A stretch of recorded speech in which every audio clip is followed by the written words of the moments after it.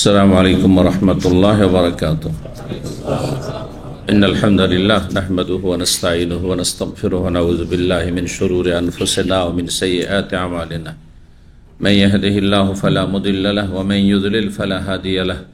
وأشهد أن لا إله إلا الله وحده لا شريك له وأشهد أن محمدا عبده ورسوله صلى الله تعالى عليه وعلى آله وصحبه وسلم تسليما كثيرا. أما بعد، فقد قال الإمام البخاري رحمه الله تعالى: باب إذا قال فارقتك أو سرحتك أو الخلية أو البرية أو ما عني به الطلاق فهو على نيته. وقول الله عز وجل وسرهن سراحا جميلا. وقال وسرهكن سراحا جميلا. وقال تعالى: فإمساكم بمعروف أو تسريح بإحسان. وقال: أو فارقهن بمعروف.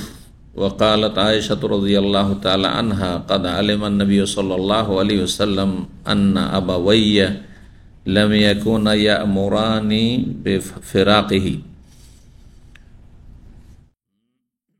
সম্মানিত ভাতৃমণ্ডলী, আল্লাহ রাব্বুল আলামিনের প্রশংসা এবং প্রিয় নবী সাল্লাল্লাহু আলাইহি ওয়াসাল্লামের উপর সালাত ও সালামের পর জুমাবার 24শে জিলহজ 1446 হিজরি মোতাবেক 20 জুন 2025 আমাদের ধারাবাহিক আলোচনা সহিহুল বুখারীর তালাকের পর্ব নম্বর 4। ইমাম বুখারীর এই তালাকের পর্বের অধ্যায় নম্বর 6। তাতে তিনি বলছেন, বাবুন, এ অধ্যায় হচ্ছে এদা কালা, যদি বা যখন স্বামী স্ত্রীকে সম্বোধন করে বলবে, ফারাকতুকে,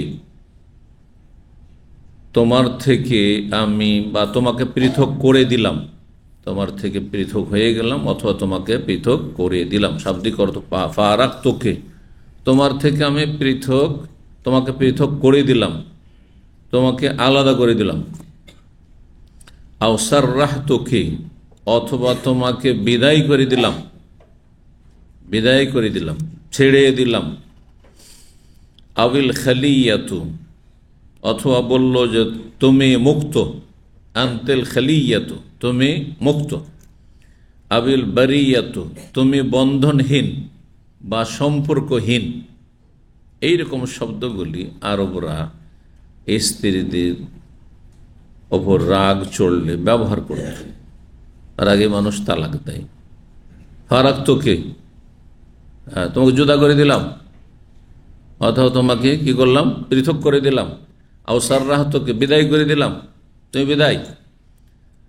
আবিল খালিয়া, তুমি মুক্ত, যাও। আবিল বারিয়া, তুমি সম্পর্কহীন, তুমি বন্ধনহীন, তোমার সাথে আমার কোনো বন্ধন নেই। আও মা অনিয়া বেহি আত-তালাক, অথবা এমন কোন শব্দ ব্যবহার করলো যেটি তালাক শব্দ তো নয়, কিন্তু তালাক উদ্দেশ্য করা হয়। প্রত্যেক ভাষায় আপন আপন কিছু ভাষা আছে যেগুলি তালাক শব্দ তো নয়, কিন্তু তালাকের অর্থ বহন করে।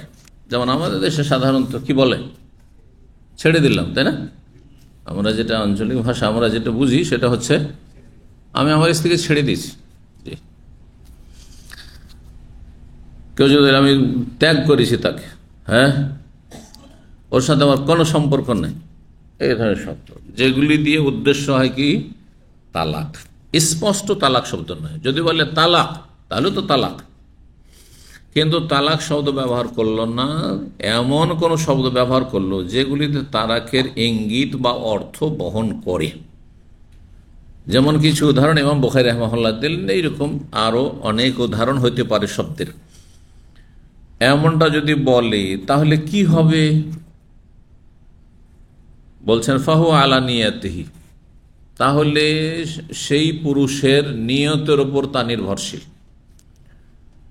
আমি তো বিদায় করে দিলাম, যা তোর বাপের বাড়ি যা, আমার বাড়িতে বেরিয়ে যা, রাখবো না তোকে, ঠিক না? এসব তো ব্যবহার করে। এসব উদ্দেশ্য কি, ওকে জিজ্ঞাসা করা হবে। কাজী মুসলিম হাকিম অথবা যেসব দেশে মুসলিম হাকিম নেই, এগুলো আদালতের বিষয়। কিন্তু এটা মনে রাখতে হয় যে বিয়ে তালাক এগুলি কিন্তু আদালতের বিষয়, ফতোয়ার বিষয় নয়। ফতোয়া দিয়ে সমাধান হয় না। ফতোয়া আর আদালতে কি পার্থক্য দেখি কে বলতে পারে? ফতোয়া আর আদালতে কি পার্থক্য? যে বলতে পারেন উত্তর দেবেন। হ্যাঁ বলেন। সরকারি রুল কোনটা? আদালত। বিচার ফয়সালা। যদি আদালত না বলে আমি বিচার ফয়সালা, আদালত বলেছি না, আদালত না, আমি বলছি যে ফতুয়া আর বিচার দুটোতে পার্থক্য কি? হ্যাঁ, আমাদের সে সামাজিক বিচার হয় সেটা বাদ। সামাজিক বিচার বিচার না, বিচার মানে রাষ্ট্রীয় বিচার। বিচার মানে রাষ্ট্রীয় বিচার, যেটা সম্পর্ক কোর্টের সাথে, আদালতের সাথে। তো ফতোয়া এবং বিচার এই দুটোতে পার্থক্য দেখি কি পার্থক্য? এতটুকু বাস।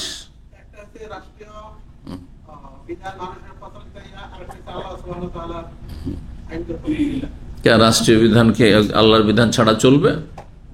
এটা কোনো মুসলিম মেনে নিতে পারে। যদি কোনো মুসলিম মেনে নেয় যে আমাদের কোরআন ছাড়া রাষ্ট্র চলবে, তাহলে সে মুসলিম না। স্পষ্ট কথা। আমরা মুসলিম, কিন্তু আমাদের রাষ্ট্রীয় কার্যক্রম আদালত চলবে কি দিয়ে? হ্যাঁ, কোরআন ছাড়া, ওহী ছাড়া। তাহলে সে মুসলিম না, সে কাফির, মুরতাদ। সে মুসলিম হয়নি। আর জন্মসূত্রে মুসলিম হয়ে থাকে তো মুরতাদ সে হয়ে গেছে। এত সহজ বিষয় নয়। শুধু ফাসেক কখন? যখন বলতে পারছি না, আমি পারছি না। এই যে আদালত চলছে পশ্চিমা আইন দিয়ে, অথবা দেশ পরিচালনা পশ্চিমা গণতন্ত্র দিয়ে, হ্যাঁ ইসলামিক নীতিমালা মোতাবেক কেন দেশ পরিচালনা হচ্ছে না? বলছে আমরা পারছি না, অপারগ। ঘরের শত্রু বাইরের শত্রুর কাছে অপারগ।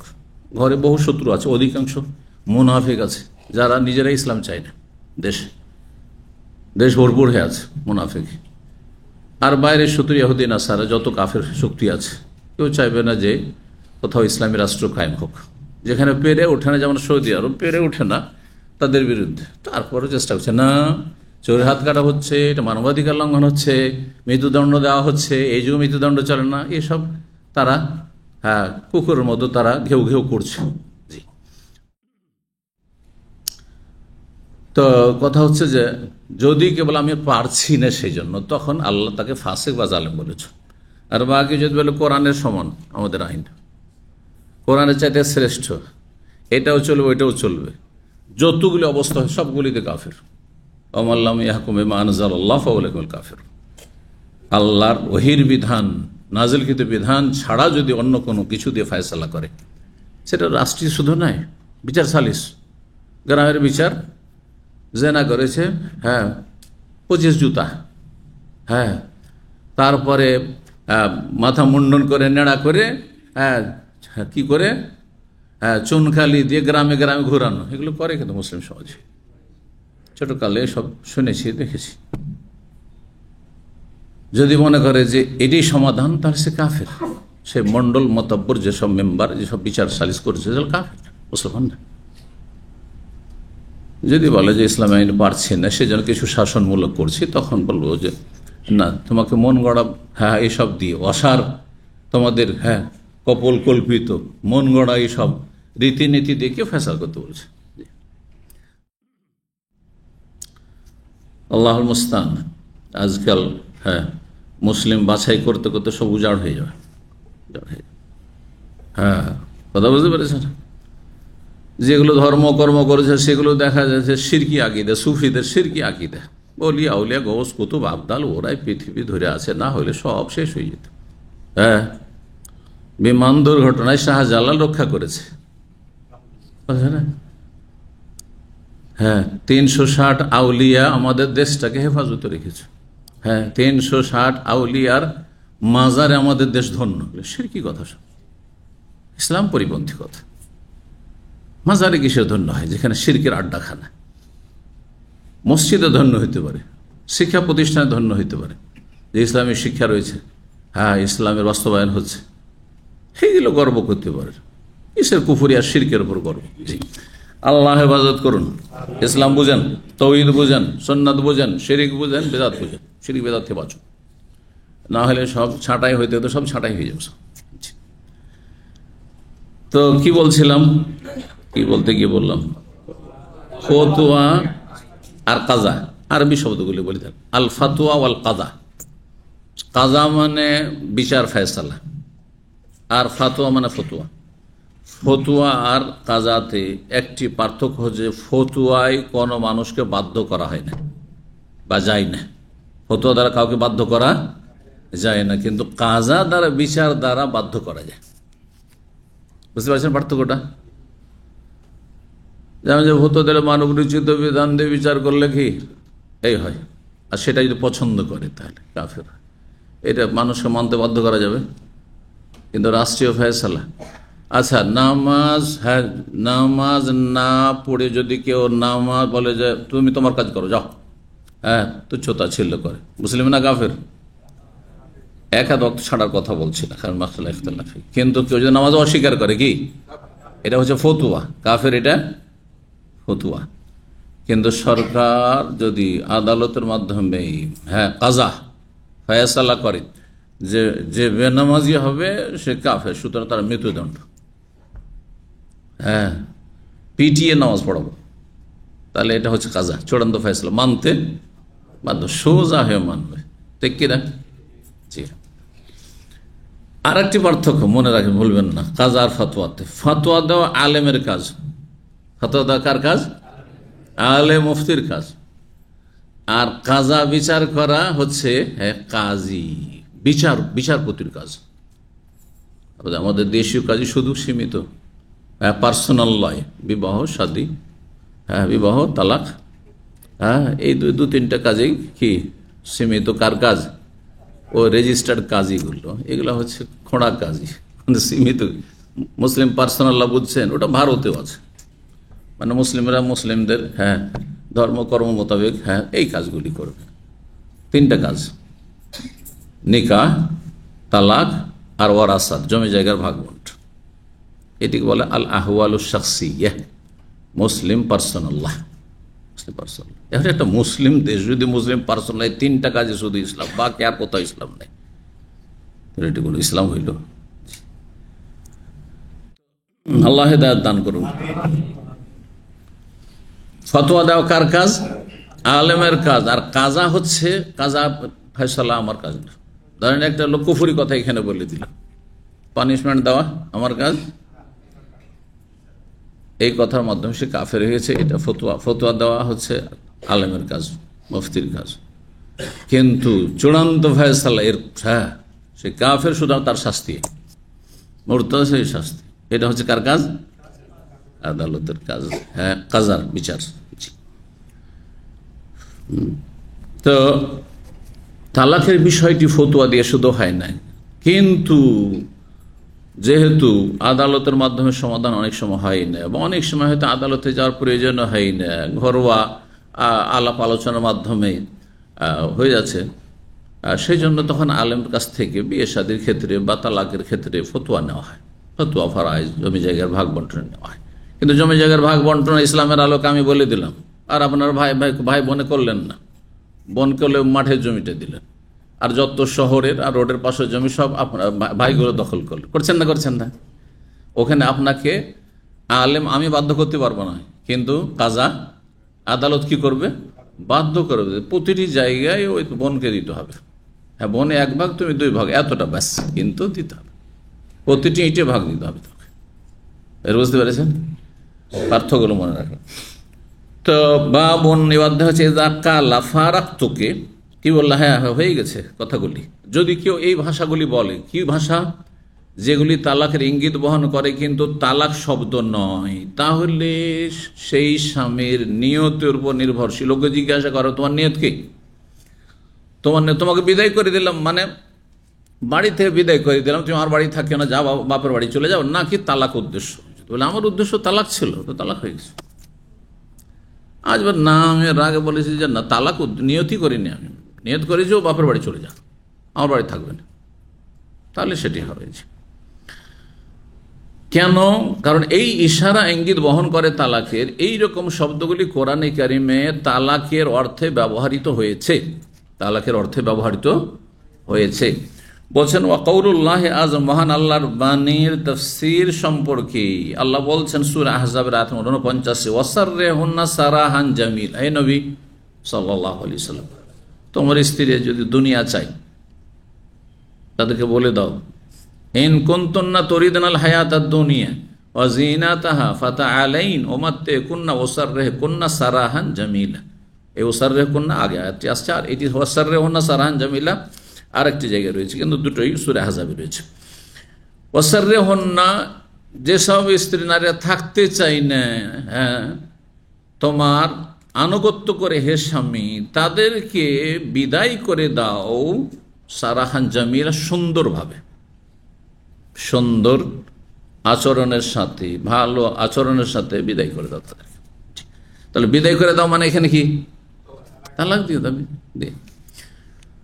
সূরা আহজাবের আয়াত নম্বর 28 আল্লাহ বলছেন যে হে নবী, তুমি তাদেরকে বললো ফাতাআলাইন, আসো, দুনিয়া চাও, দুনিয়ার শোভা সৌন্দর্য চাও, আর বিলাসিতা চাও, এত কষ্ট করে থাকতে পারবে না, না খেয়ে থাকতে পারবে না, তাহলে কি করো, তোমাদের এখন ইখতিয়ার রয়েছে, ওমাত্তে কন্যা, তোমাদের কিছু মাল সামগ্রী দিয়ে দিই, হ্যাঁ, উপঢৌকন দিয়ে দিই, অবসর রেহ কন্যা সারাহান জামিলা, তোমাদেরকে সুন্দরভাবে বিদায় করে দিই, মানে তালাক দিয়ে দিই, ছেড়ে দিই। তাহলে এই যে সাররাহ তোকে মানে বিদায় করে দেওয়া, ছেড়ে দেওয়া, তালাক যদি নিয়ত করে তালাক হয়ে যাবে, বোঝা গেল দুটো আয়াত দিয়ে। তাসরিহুন শব্দ এসছে ওখান থেকে, মাসদার। সূরা বাকরা আয়াত 229 মহান আল্লাহ বলছেন আত-তালাকু মাররাতান, তালাক হচ্ছে দুইবার করে দিয়ে ইদ্দতের মধ্যে ফিরিয়ে নিতে পারো সরাসরি।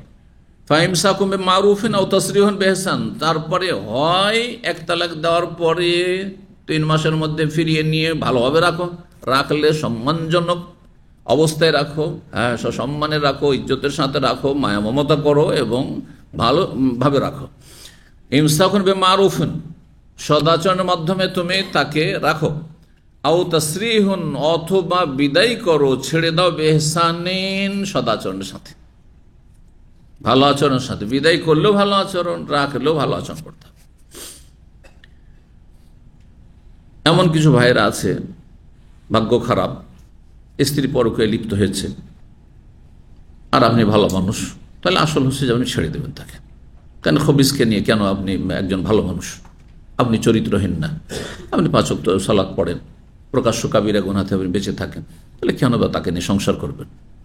আল খাবিসাতু লিল খাবিসিন, খবিস কোনো পুরুষ খুঁজে নেবে।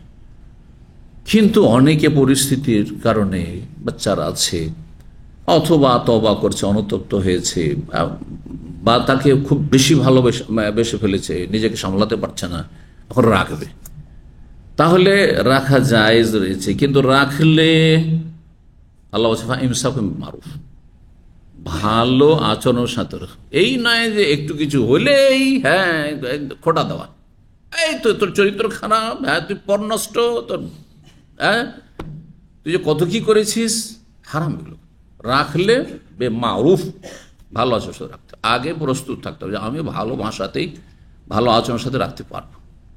আর যদি নিজেকে আবার কন্ট্রোল না করতে পারেন, যখন তখন তাকে কষ্ট দেবে মানসিক শারীরিক, তাহলে হারাম রাখেন না, পছন্দ না বিদায় করে দেন।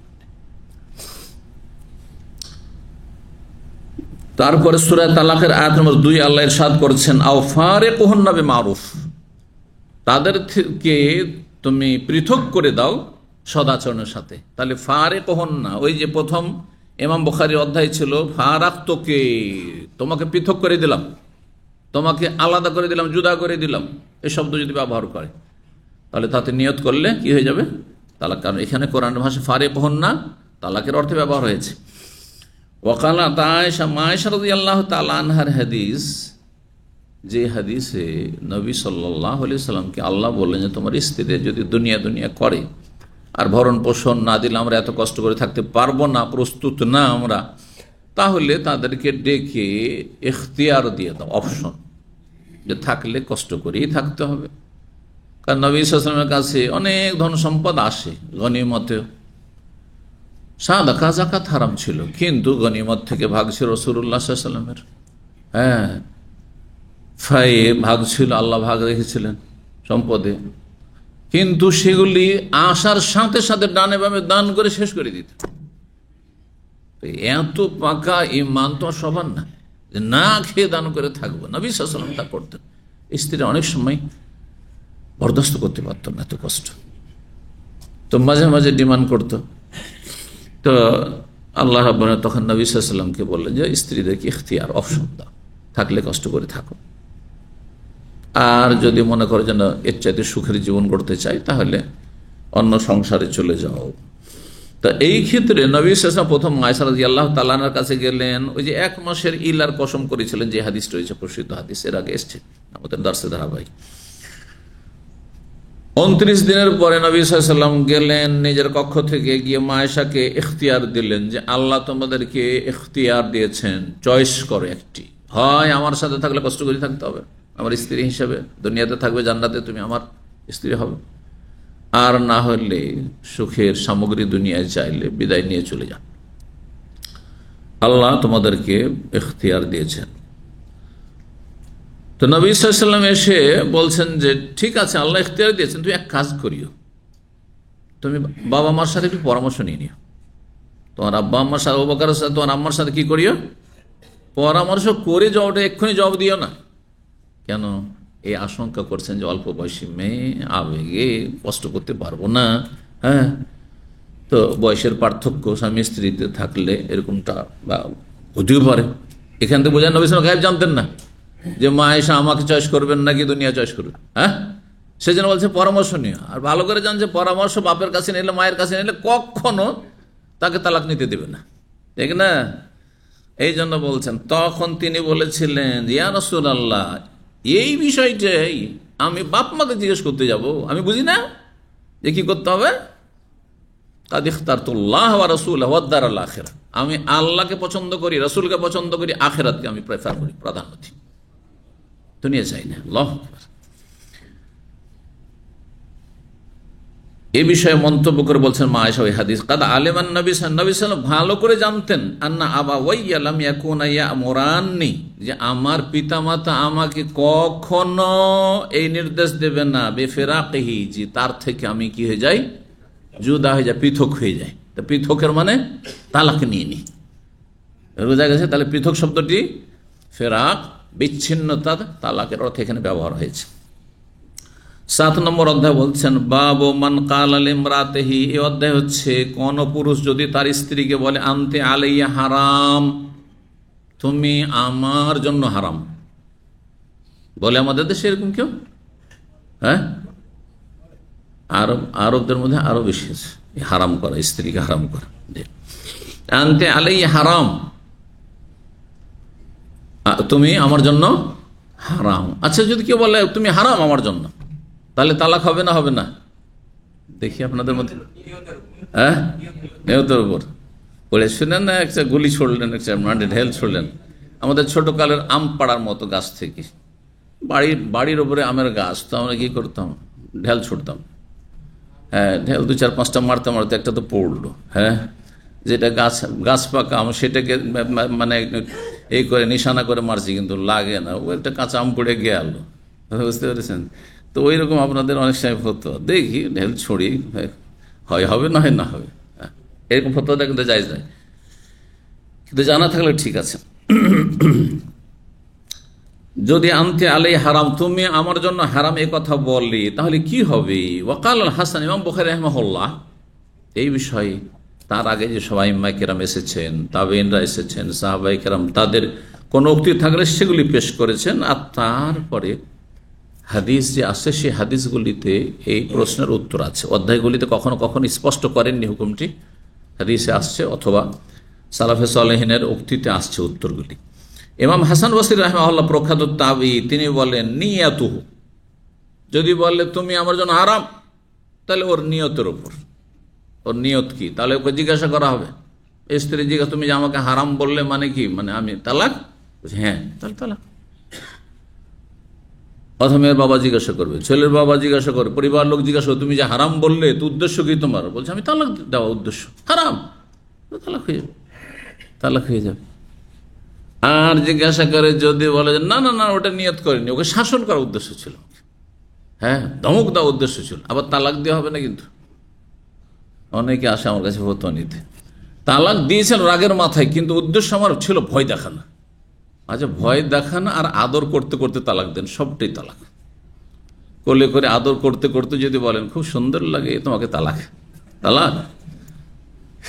বুঝলেন, তালাকের ক্ষেত্রে জিদ্দ হন না জিদ্দন, হাজল হন না জিদ্দন, নবী সাল্লাল্লাহু আলাইহি ওয়াসাল্লাম বলেছেন। সত্যি সত্যি বললেও সত্যি সত্যি জিদ, আর হাজল হন না, যদি রসিকতার ছলে যদিও বলেন হাসি রসিকতা করে বলছিলাম, সেটাও জিদ্দুন, সেটাও সত্যি হয়ে যাবে। তালাকের ক্ষেত্রে কোন রকমের ছাড় নেই তালাক শব্দের ক্ষেত্রে। কিন্তু যখন ইঙ্গিত বহু শব্দ হবে, তখন আপনার নিয়তের নির্ভরশীল। আপনি হারাম বললে কি বলতে চাইছেন জিজ্ঞেস করা। তালাক তো তালাক, যদি তালাক না হয় আমি ওকে হারাম করতে চাইছি, আমার মা যেমন আমার হারাম, মা হারাম কিনা, বোন হারাম কিনা, কিন্তু এর মানে কি তালাক? বলছে আমার মা তো আমার হারাম, চিরস্থায়ী হারাম, ঠিক না? বোন হারাম, মেয়ে হারাম, উদ্দেশ্য হচ্ছে আমার জন্য তার সাথে বিয়ে বসা হারাম। তো হারাম করার উদ্দেশ্য যদি হয় তাহলে সেটি জেহার হবে, জেহার। যেমন আরবরা যদি কখনো স্ত্রীকে বলে দিত, জেহার মানে পিঠ, আসলে জাহার থেকে, আনতে আলাইকা জাহারে অম্মি, হ্যাঁ তুমি আমার মায়ের পিঠের মতো, আমার মায়ের পিঠ যেমন হারাম আমার জন্য, তেমন তুমি হারাম। তাহলে জেহারের কাফারা রয়েছে, শক্ত কাফারা রয়েছে, সূরা মুজাদালা শুরুতে রয়েছে। আর যদি সেটাও না হয়, হ্যাঁ বলছেন না না না আমি জেহারও নিয়ত করি, তালাকও নিয়ত করি, আমি এমনি তাকে ভয় দেখাচ্ছিলাম, শুধু ভয় দেখাচ্ছিলাম। তো ওলামারা শেখ হুসাইন রাহিমাহুল্লাহ, আরো অনেক ওলামায়ে কেরামগণ, ইমাম শাফি প্রথম চারের মধ্যে ইমাম শাফি রাহিমাহুল্লাহ স্পষ্ট করেছেন যে তার নিয়তের উপর, আর সেটি কি হবে, কসম হবে, যে আমি কোনো নিয়ত করিনি, কিন্তু ওকে একটু চমকানোর জন্য, ভয় দেখানোর জন্য, তাহলে ইয়ামিন কসম, সেটি তুমি হারাম, কসমের কাফারা দিতে হবে। এই মর্মে প্রখ্যাত সাহাবী আব্দুল্লাহ বিন আব্বাস রাদিয়াল্লাহু তাআলা আনহুমা, রাসূলের চাচাতো ভাই এবং কোরআনের সাহাবায়ে কেরামদের মধ্যে সবচেয়ে বেশি জ্ঞানী মানুষ ছিলেন তিনি, মুফাসসির, বড় মুফাসসির। তার বক্তব্য সহিহ বুখারীতে রয়েছে, সহিহ মুসলিমে রয়েছে।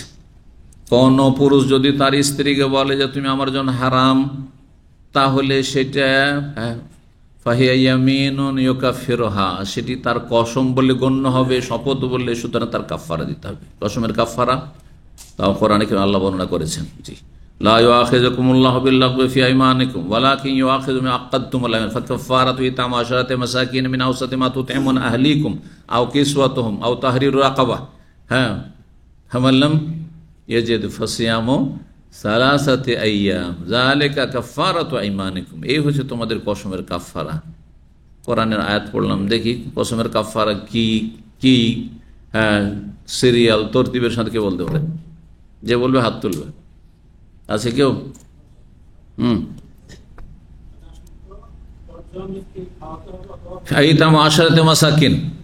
প্রথম কথা, এখানে এখতিয়ার, এই তিনটির মধ্যে ঐচ্ছিক, যে কোনোটা আপনার ইচ্ছা, সমান সমান, একটার পর একটা নয়। কিন্তু ইতাম আশারাতে মাসাকিন মিন আওসাতি মা তুতঈমুনা আহলিকুম, তোমার পরিবারকে যেমনটা খাওয়াচ্ছ, হ্যাঁ মধ্যম, হ্যাঁ মানের খাবার হইতে হবে।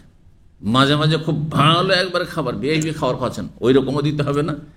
আর মাঝে মাঝে একেবারে ডাল ভাত খাওয়াচ্ছেন, ওইটাও চলবে না।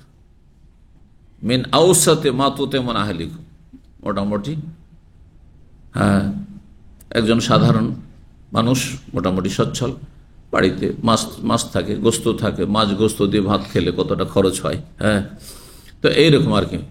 তো কি করতে হবে, 10 মিসকিনের খাবার দিতে হবে। 10 মিসকিনের খাবার এক সময় সৌদি আরব হিসাব করতাম, তো কত হইতো, হ্যাঁ একজনের খাবার আমরা 10 রিয়াল বললেই হইতো, তাহলে 10 100 বলতাম, 100 রিয়াল দিলেই হবে। আর ওরা খুব বেশি কসম খায়, 100 রিয়াল দিয়ে চলে যেত কসমের কাফার, ওকে মিসকিনকে অনেক সময়, হ্যাঁ বা 10 জনকে খাওয়াই দিত। কিন্তু এখন আর আরবরাও জানছে না, কমপক্ষে 15 রিয়াল, 10 রিয়াল নয়, ঠিক না, বা তারও বেশি হইতে পারে। তো তাহলে 150 হয়ে গেল, 15 হইলে তারপরে এটা না হয়, এটা না হয় তাহলে কাপড় না পড়লে, ওইটাই তো বললো না হয় তাহলে, অথবা কে বললো অথবা, এইটা হচ্ছে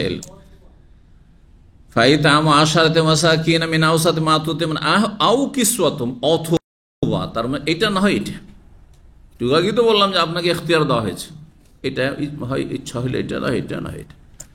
আউ তাহরির রাখবো, অথবা 10 মিসকিনের কাপড় 2 নম্বরে, না হইলে কি একটি গোলাম স্বাধীন করা, দাস বা দাসী মুক্ত করা। আজকাল দাস দাসীর যুগ নাই, তাহলে ওটা বাদ চলে গেল। এখন তাহলে এখতিয়ার থাকলো কিসে, এই দুটোতে থাকলো, হয় 10 মিসকিনকে খাবার দেন, না হলে 10 মিসকিনের ঠিক করেন, 10 মিসকিনের কাপড় দেন। কাপড় দিলে খরচ বেশি হবে আজকাল, না খাবার দিলে? কাপড় দিলে খরচ হবে। কাপড় মানে যে একটা গামছা ধরিয়ে দেবেন, যে কাপড় হবে না, আংশিক কাপড় হইল।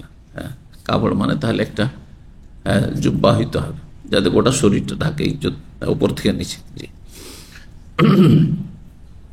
অথবা একটা ধরেন লুঙ্গি আর একটা জামা হইতে হবে।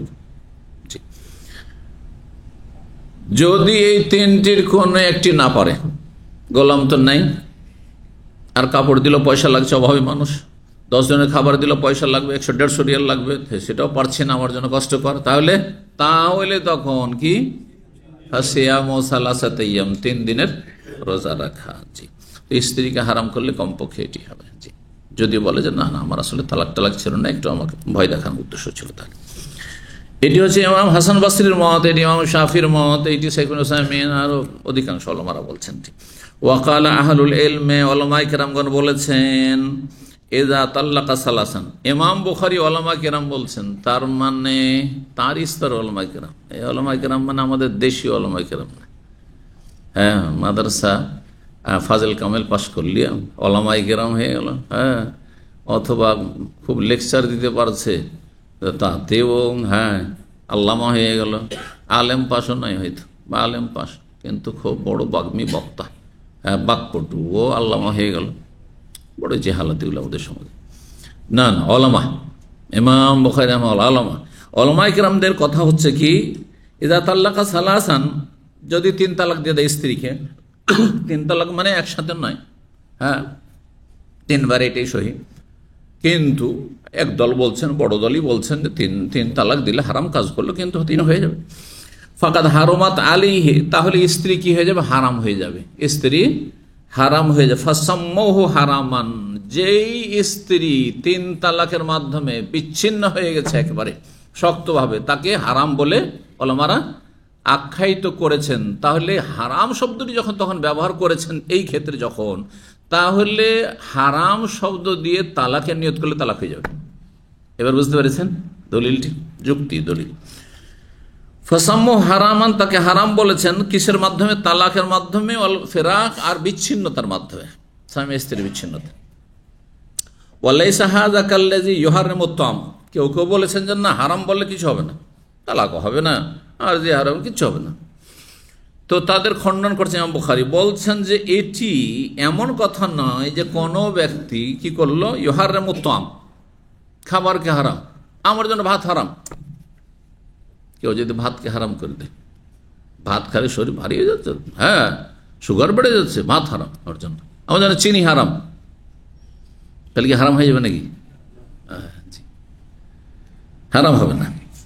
লিআন্নাহু লা ইউকাল্লিু তামিল হিল হারামুন, কারণ হালাল খাবারকে হারাম বলা যায় না। আপনি খাবেন না সেজন্য বলেছেন, কিন্তু হালাল খাবার, ভাত, রুটি, তরকারি, সেটাকে কখনো হারাম বলা যায় না। কিন্তু তালাক প্রাপ্তাকে হারাম বলা হয়। যে স্ত্রী একসময় আপনার স্ত্রী ছিল, কিন্তু এখন তালাক হয়ে গেছে, ও আমার জন্য হারাম, হারাম নয়? জি, তার দিকে তাকানো হারাম, জি, তার সাথে নির্জনতা হারাম, তাকে নিয়ে সফর করা হারাম। একসময় আপনি তার সাথে যুগ যুগ ধরে একই বিছানায় কাটিয়েছেন, মিলিত হয়েছেন শারীরিকভাবে।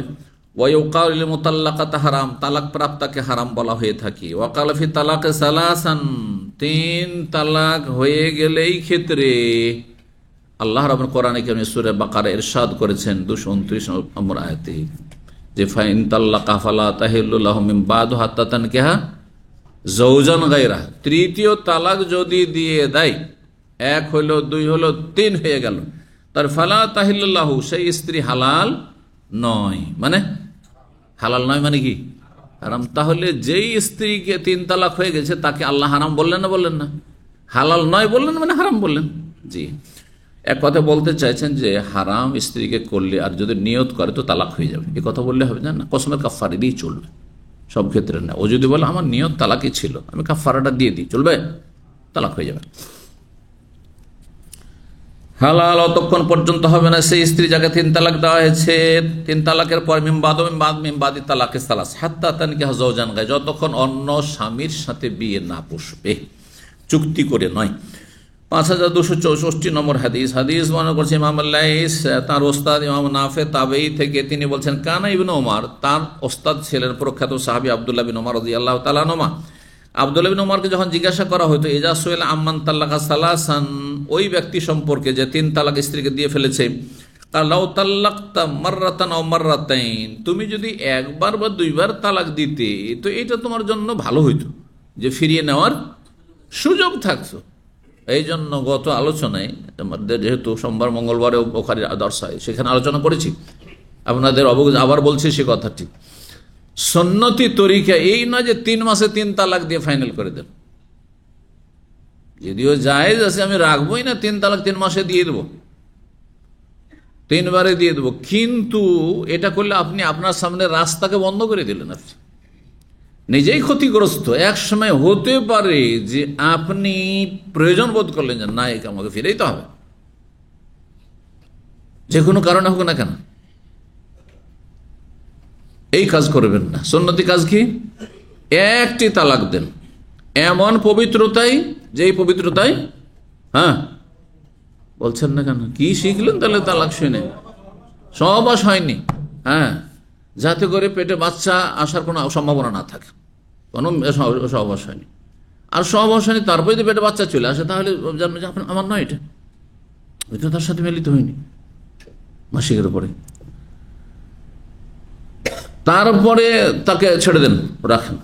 আর যেহেতু এখন আপনার বন্ধনে আছে ইদ্যত পর্যন্ত, বাড়ি থেকে বের করা চলবে না, আপনার বাড়িতে থাকবে, কিন্তু তার কাছাকাছি যাবেন না, বিছানা আলাদা, রুম আলাদা, যাতে এমন না হয় যে তালাক দিয়ে আপনি রাখবেন, আবার হ্যাঁ একই রুমে রেখে আর সামলাইতে পারলেন না, এমনটাও না। আবার যখন তোকে তালাক দিয়ে দিয়েছি, তোকে ভাত কেন দেবো, আর তোকে জায়গা কেন, বাস করতে কেন দেবো, ভরণ পোষণ কেন দেবো, তাড়িয়ে দেবেন, এটা হারাম। সূরা তালাক আল্লাহ বলছে ওয়ালা তুখরিজুহুন্না মিন বুয়ুতিহিন্না ইল্লা ইয়াতিনা বিফাহিশাতিন মুবায়্যানা, বাড়িতে বের করতে পারবে না। তালাক প্রাপ্তাকে যতদিন ইদ্যতে আছে, 3 মাসিক পর্যন্ত, পেটে বাচ্চা থাকলে, হ্যাঁ, বাচ্চা প্রসব করা পর্যন্ত বাড়িতে রাখতে হবে। আসকিনুহুন্না মিন হাইসু সাকানতুম মিন ওয়াজদিকুম, যেই বাড়িতে তুমি বাস করো সেই বাড়িতে তোমার সাধ্য মতো ওই রকম বাড়িতে বাসাতে, তোমার যতটা যোগ্যতা আছে ওই রকম বাসায় রাখতে হবে। এই নয় যে তালাক যখন দিয়ে দিচ্ছি একটা কুড়ে ঘরে ফেলে দিই, হ্যাঁ, বাইরের সেই যে ঘরটা আছে নিরাপত্তা যেখানে নেই সেখানে রেখে দিই, না, জায়েজ নাই।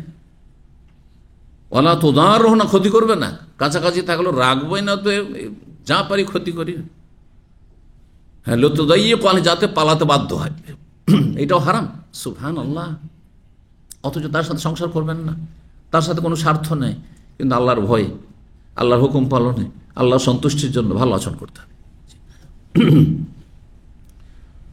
আল্লাহ আরো বলেছেন ওয়ানফিকুহুন্না, হ্যাঁ, ওয়ানফিক আলাইহিন্না, তাদের উপরে কি করো, খরচ খরচা করো, ভরণ পোষণ দাও, খরচ খরচা চালাইতে হবে, তার যেসব খরচ লাগে, যে সময়টাতে 3 মাসিক পর্যন্ত ইদ্যত পর্যন্ত আছে, তাকে খাওয়া দাওয়া দিতে হবে, পোশাক না থাকলে পোশাক দিতে হবে, নাফাকা সুকনা দূরে দিতে হবে।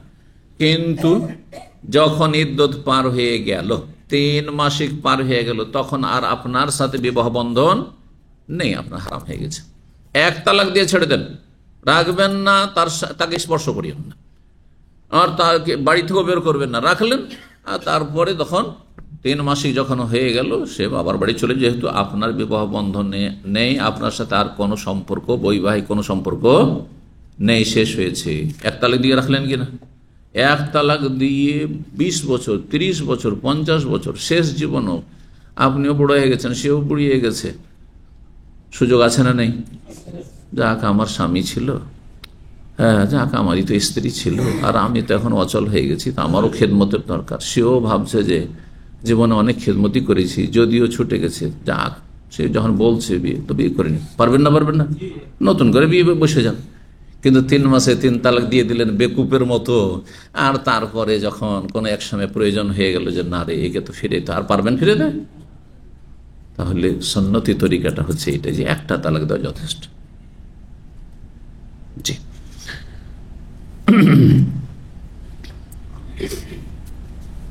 5265 নম্বর হাদিস। হাদিস বর্ণনা করেছেন মায়েশা রাদিয়াল্লাহু তাআলা বলছেন, তিনি তাল্লাকা রাজুলুন ইমরাতাহু, জনৈক ব্যক্তি তার স্ত্রীকে তালাক দিয়েছিল। ফাতাজাওয়াজাত যাওজান গায়রা, তারপরে তার স্ত্রী অন্য স্বামীর সাথে বিবাহ বসেছিল।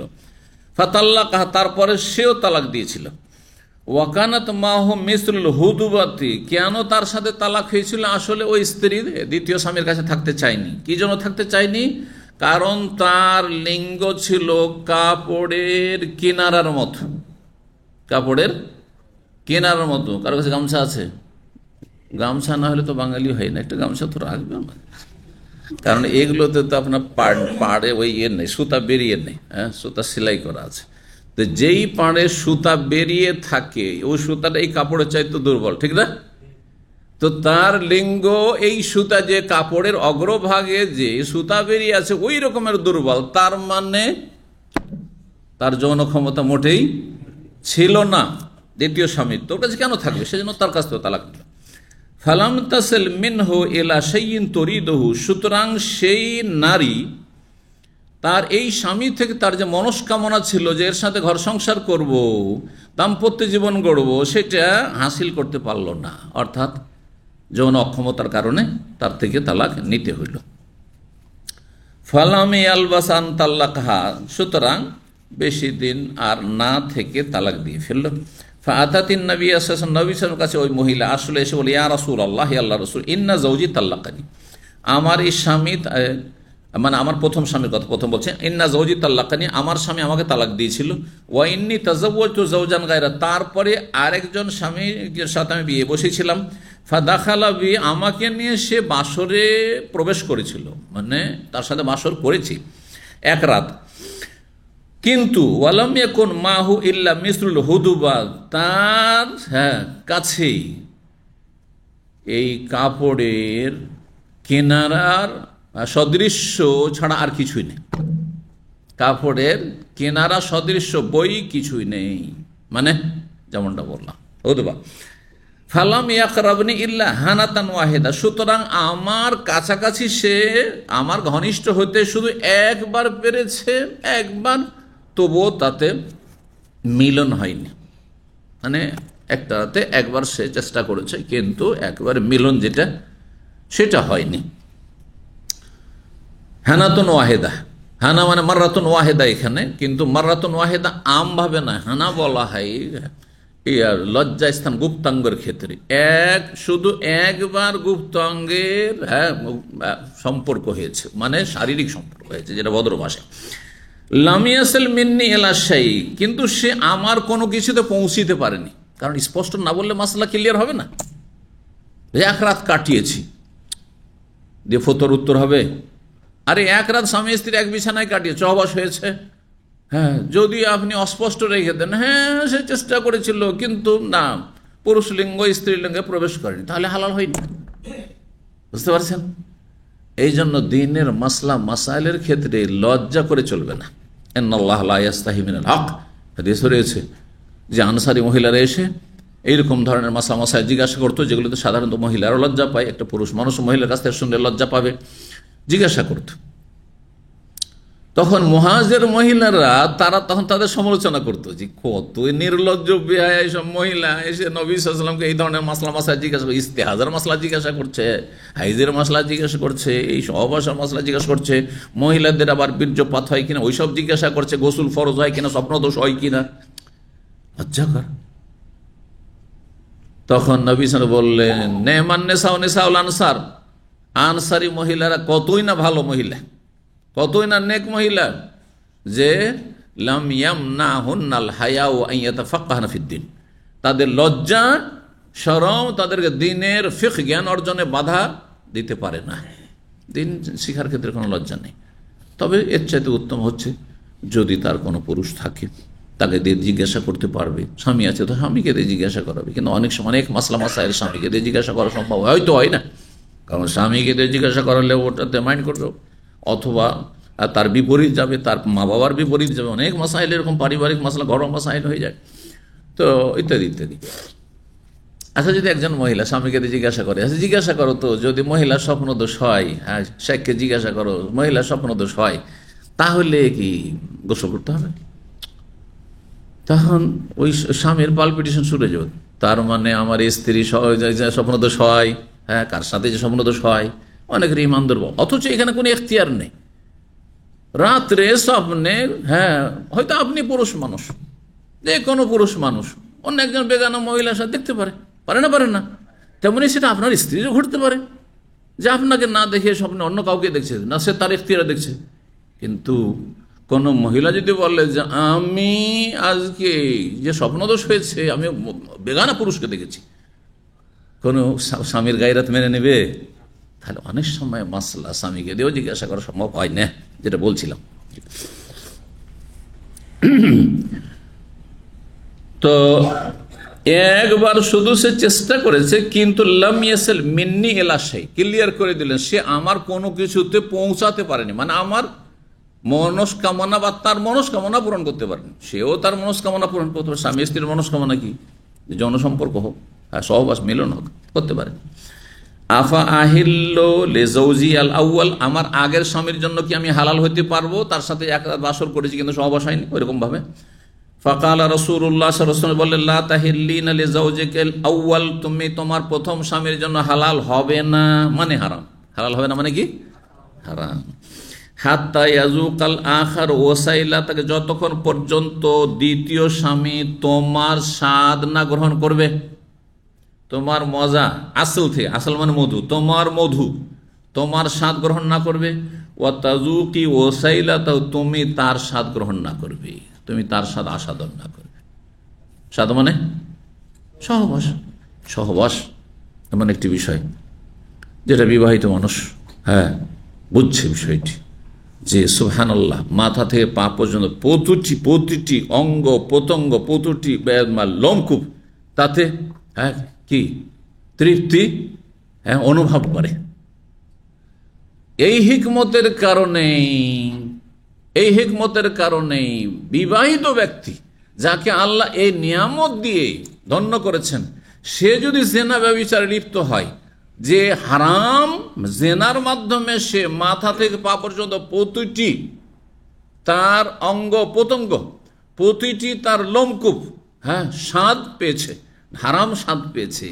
যখন হারাম স্বাদ পেয়েছে, সুতরাং এমন শাস্তি দেওয়া হবে, মৃত্যুদণ্ড এমন ভাবে, যাতে মাথা থেকে পা পর্যন্ত প্রতিটি লোমকূপ হ্যাঁ আযাব শাস্তির, হ্যাঁ দণ্ডবিধানের মজা পায়, স্বাদ পায়, কষ্ট পায়। এই জন্য পাথর মেরে সংস্কার হয়। যখন পাথর মেরে মেরে মারা হবে, হ্যাঁ যেখানেই পাথর লাগুক না কেন, গোটা শরীর ব্যথায় জর্জরিত হবে, ব্যথিত হবে। এই হিকমত হচ্ছে সংসারের, রজমের। পক্ষান্তরে পেশাস, খুনের বদল খুন, না পাথর মারলে সীমা লঙ্ঘন হবে। কি করতে হবে? ধারালো তরবারি দিয়ে তাকে হত্যা করতে হবে। বরং ফাঁসিতে চড়ানো জায়েজ না ইসলামে। এগুলো অনেক মাস বোঝেন না। আজকাল মানব রচিত বিধানে মৃত্যুদণ্ড ফাঁসিতে দেওয়া হচ্ছে, ইসলামে জায়েজ না। এটা ফাঁসি ইসলামে নেই। সৌদি আরব ফাঁসিটা সে হয় না। আল কাতল বিসসাইফ হয়, তরবারি দিয়ে হত্যা হয়। কারণ তরবারি দিয়ে যত তাড়াতাড়ি এবং যতটা আরাম দেওয়া সম্ভব হত্যার ক্ষেত্রে, হত্যা করা আল্লাহ ফরজ করেছেন, কিন্তু আরাম দাও বলেছেন। সহিহ মুসলিমের হাদিস, ইন্নাল্লাহ কাতাবাল ইহসান আলা কুল্লি শাই। সুবহানাল্লাহ, আল্লাহ রবের প্রতিটি বস্তুর ক্ষেত্রে এহসান, সদাচরণ, নিষ্ঠা আল্লাহ ফরজ করেছেন। যতটা পারেন ভালো করেন। মৃত্যুদণ্ড দিচ্ছেন মানে কষ্ট দিবেন তাকে, হ্যাঁ গলাটা চিপে ধরবে আর ছটপট ছটপট ছটপট করে ফাঁসিতে আর ওইভাবে মারা যাবে? না না না, মোটেই না। এমন ধারালো তরবারি দিয়ে দ্বিখণ্ড করো, সাথে সাথে সে তার কষ্ট শেষ হয়ে গেল, এক মুহূর্তের মধ্যে, 1-2 সেকেন্ডের মধ্যে শেষ। বুঝতে পেরেছেন? জি হ্যাঁ।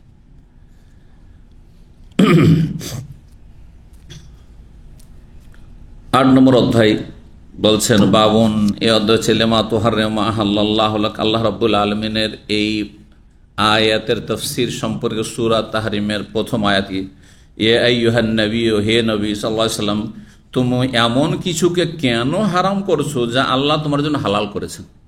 যা হালাল তাকে হারাম কেন করছো? আল্লাহ যখন হালাল করেছেন আপনি হারাম করিয়েন না। আমি হারাম করে নিয়েছি, না, হারাম করবেন না আপনি নিজের উপর। আপনার রুচি হয় না, আপনি খেয়েন না। অনেক মানুষ রয়েছে 7 আপ, পেপসি এগুলো খাচ্ছেন না, কিন্তু তাই বলে আপনি উদ্ভট ফতোয়া নিয়ে আসবেন যে পেপসি হচ্ছে ওই আগের যুগের মদ, তার নামটা শুধু আলাদা। না না, এসব উদ্ভট কথাবার্তা নিয়ে আসবেন না সমাজে। উম্মতে মুসলিমার কোন ওলামা ইকরাম এসব কথা বলেনি, আর যারা বলেছে তারা ওলামার স্তরে নয়, সেই জন্য এসব কথা বলেছে আসলে।